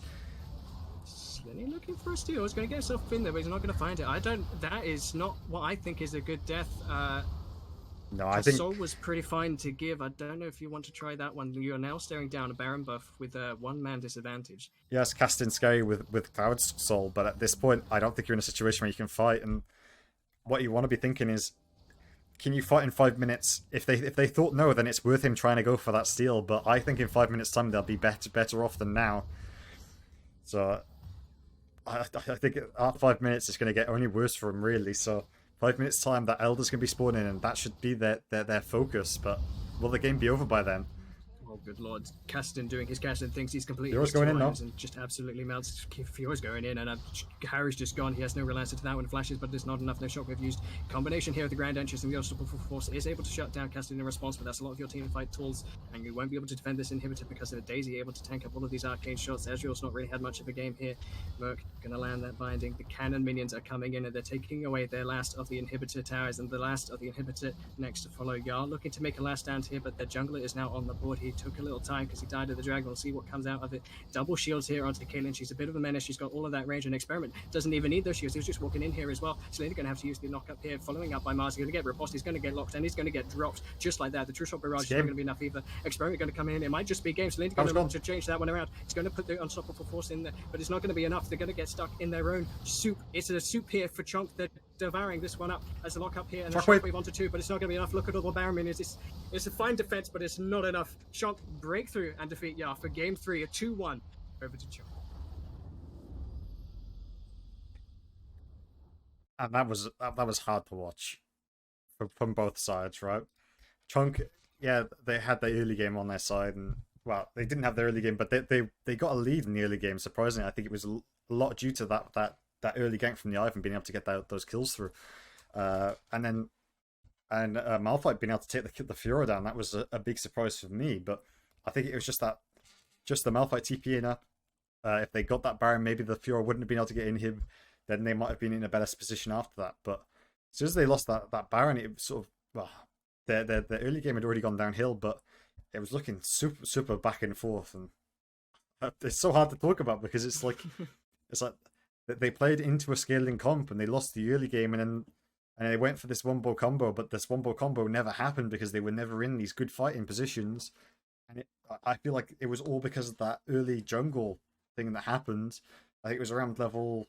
I think J4 was level 5, and they were fighting into a level 6 Ivan, and there's 4 there against 3, and they just lost that, and then they gave over so many kills that then it just snowballed. And even though the casting didn't get a kill from it, he got 4 assists, which is a lot of gold, and really started snowballing. And it's just unfortunate from Yar.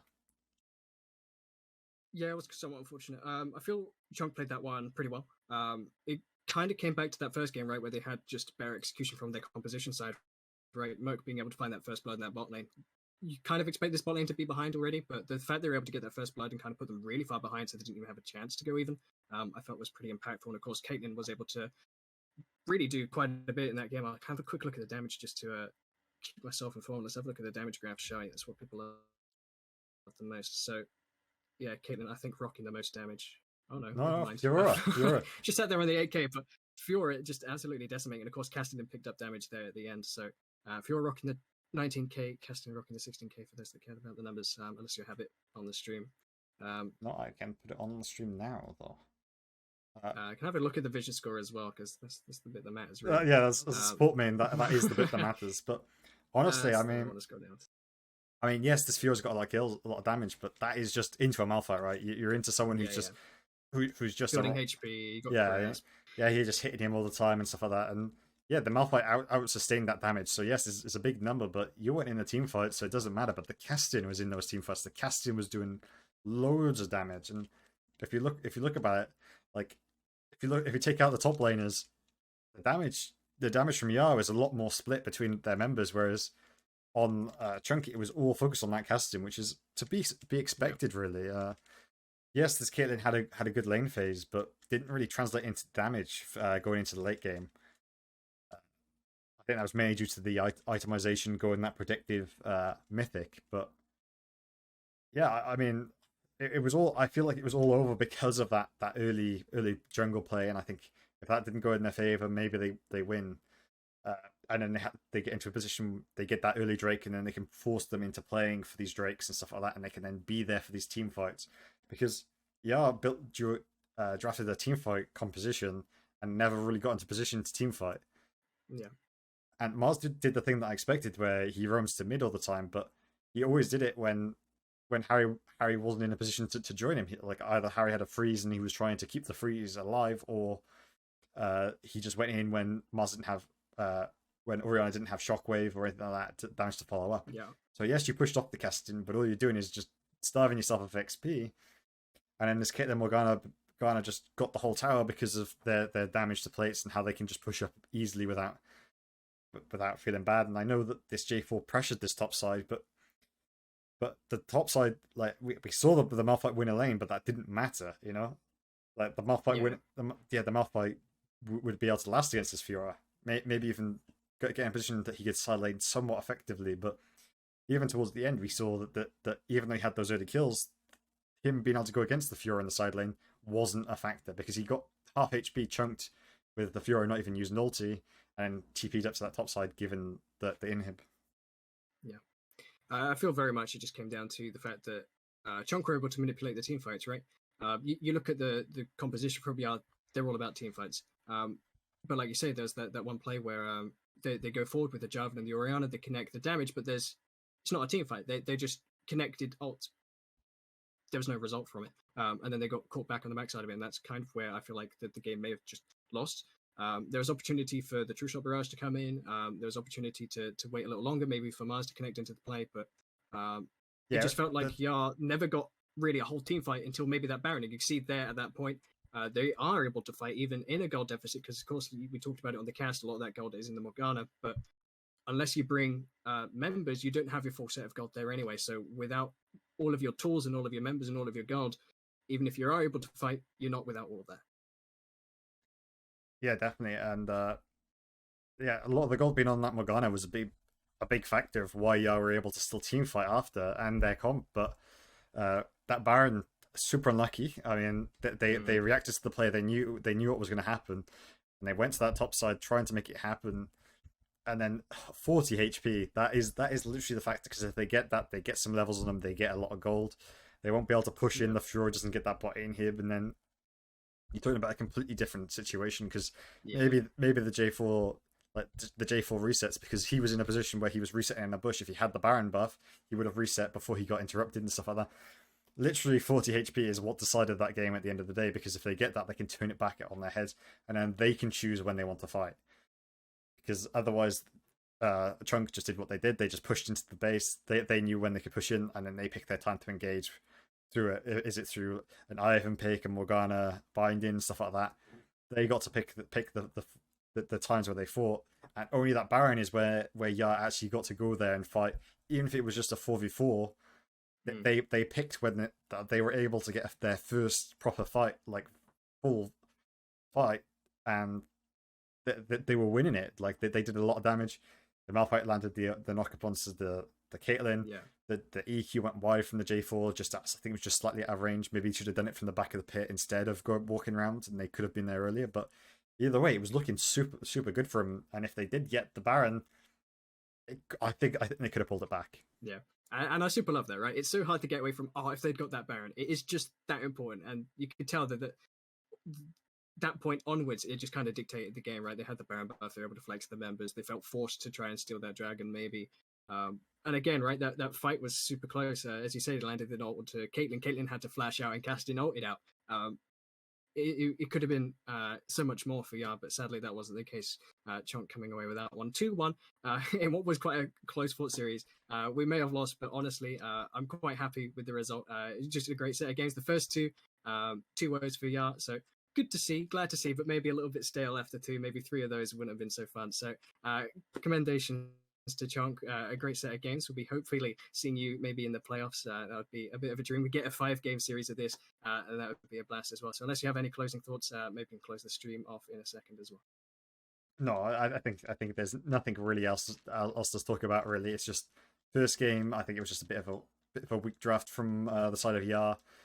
Obviously, Choncc played it very well, but I feel like that was more just the draft trying to do something that it shouldn't. That they like overextended on the draft, trying. Really trying to force that MF and Mumu comp when they didn't have anything else to back up after it, and the kill got ahead. And obviously then, like, they nearly won the first game, right? So obviously very close series, always back and forth. In this last game, I think we're looking okay. I mean, they lost their early game again, so maybe in practice, need to review these games, take some practice, look at their early games, look at how they're losing these gold leads, and maybe focus a bit more on drafting together, because some of their picks were a bit they're trying to force comps, right, and instead of picking matchup picks. I know comps always tend to work, but at this level you're forcing a comp instead of understanding how it fits into the game.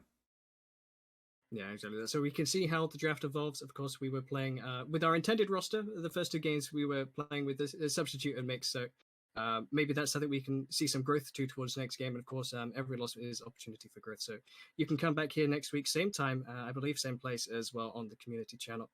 We'd like to thank you all for watching. We'd like to thank HyperX as well for providing us these mics so we can bring to you the best quality stream that we can. So thanks to HyperX so that you can enjoy this as best as you can. I think that'll probably be us for tonight. Thanks, Choncc, for a great series. It's been a blast. I sure hope we get to play you again sometimes in the playoffs as well. So you can come back here. Same time, same place. I'll be in a different place, though. No closet for me, sadly. Wave goodbye to the closet. We'll see that one in probably quite a while, actually. So yeah, thank you all again. I'm Dribbling. Goodbye, guys.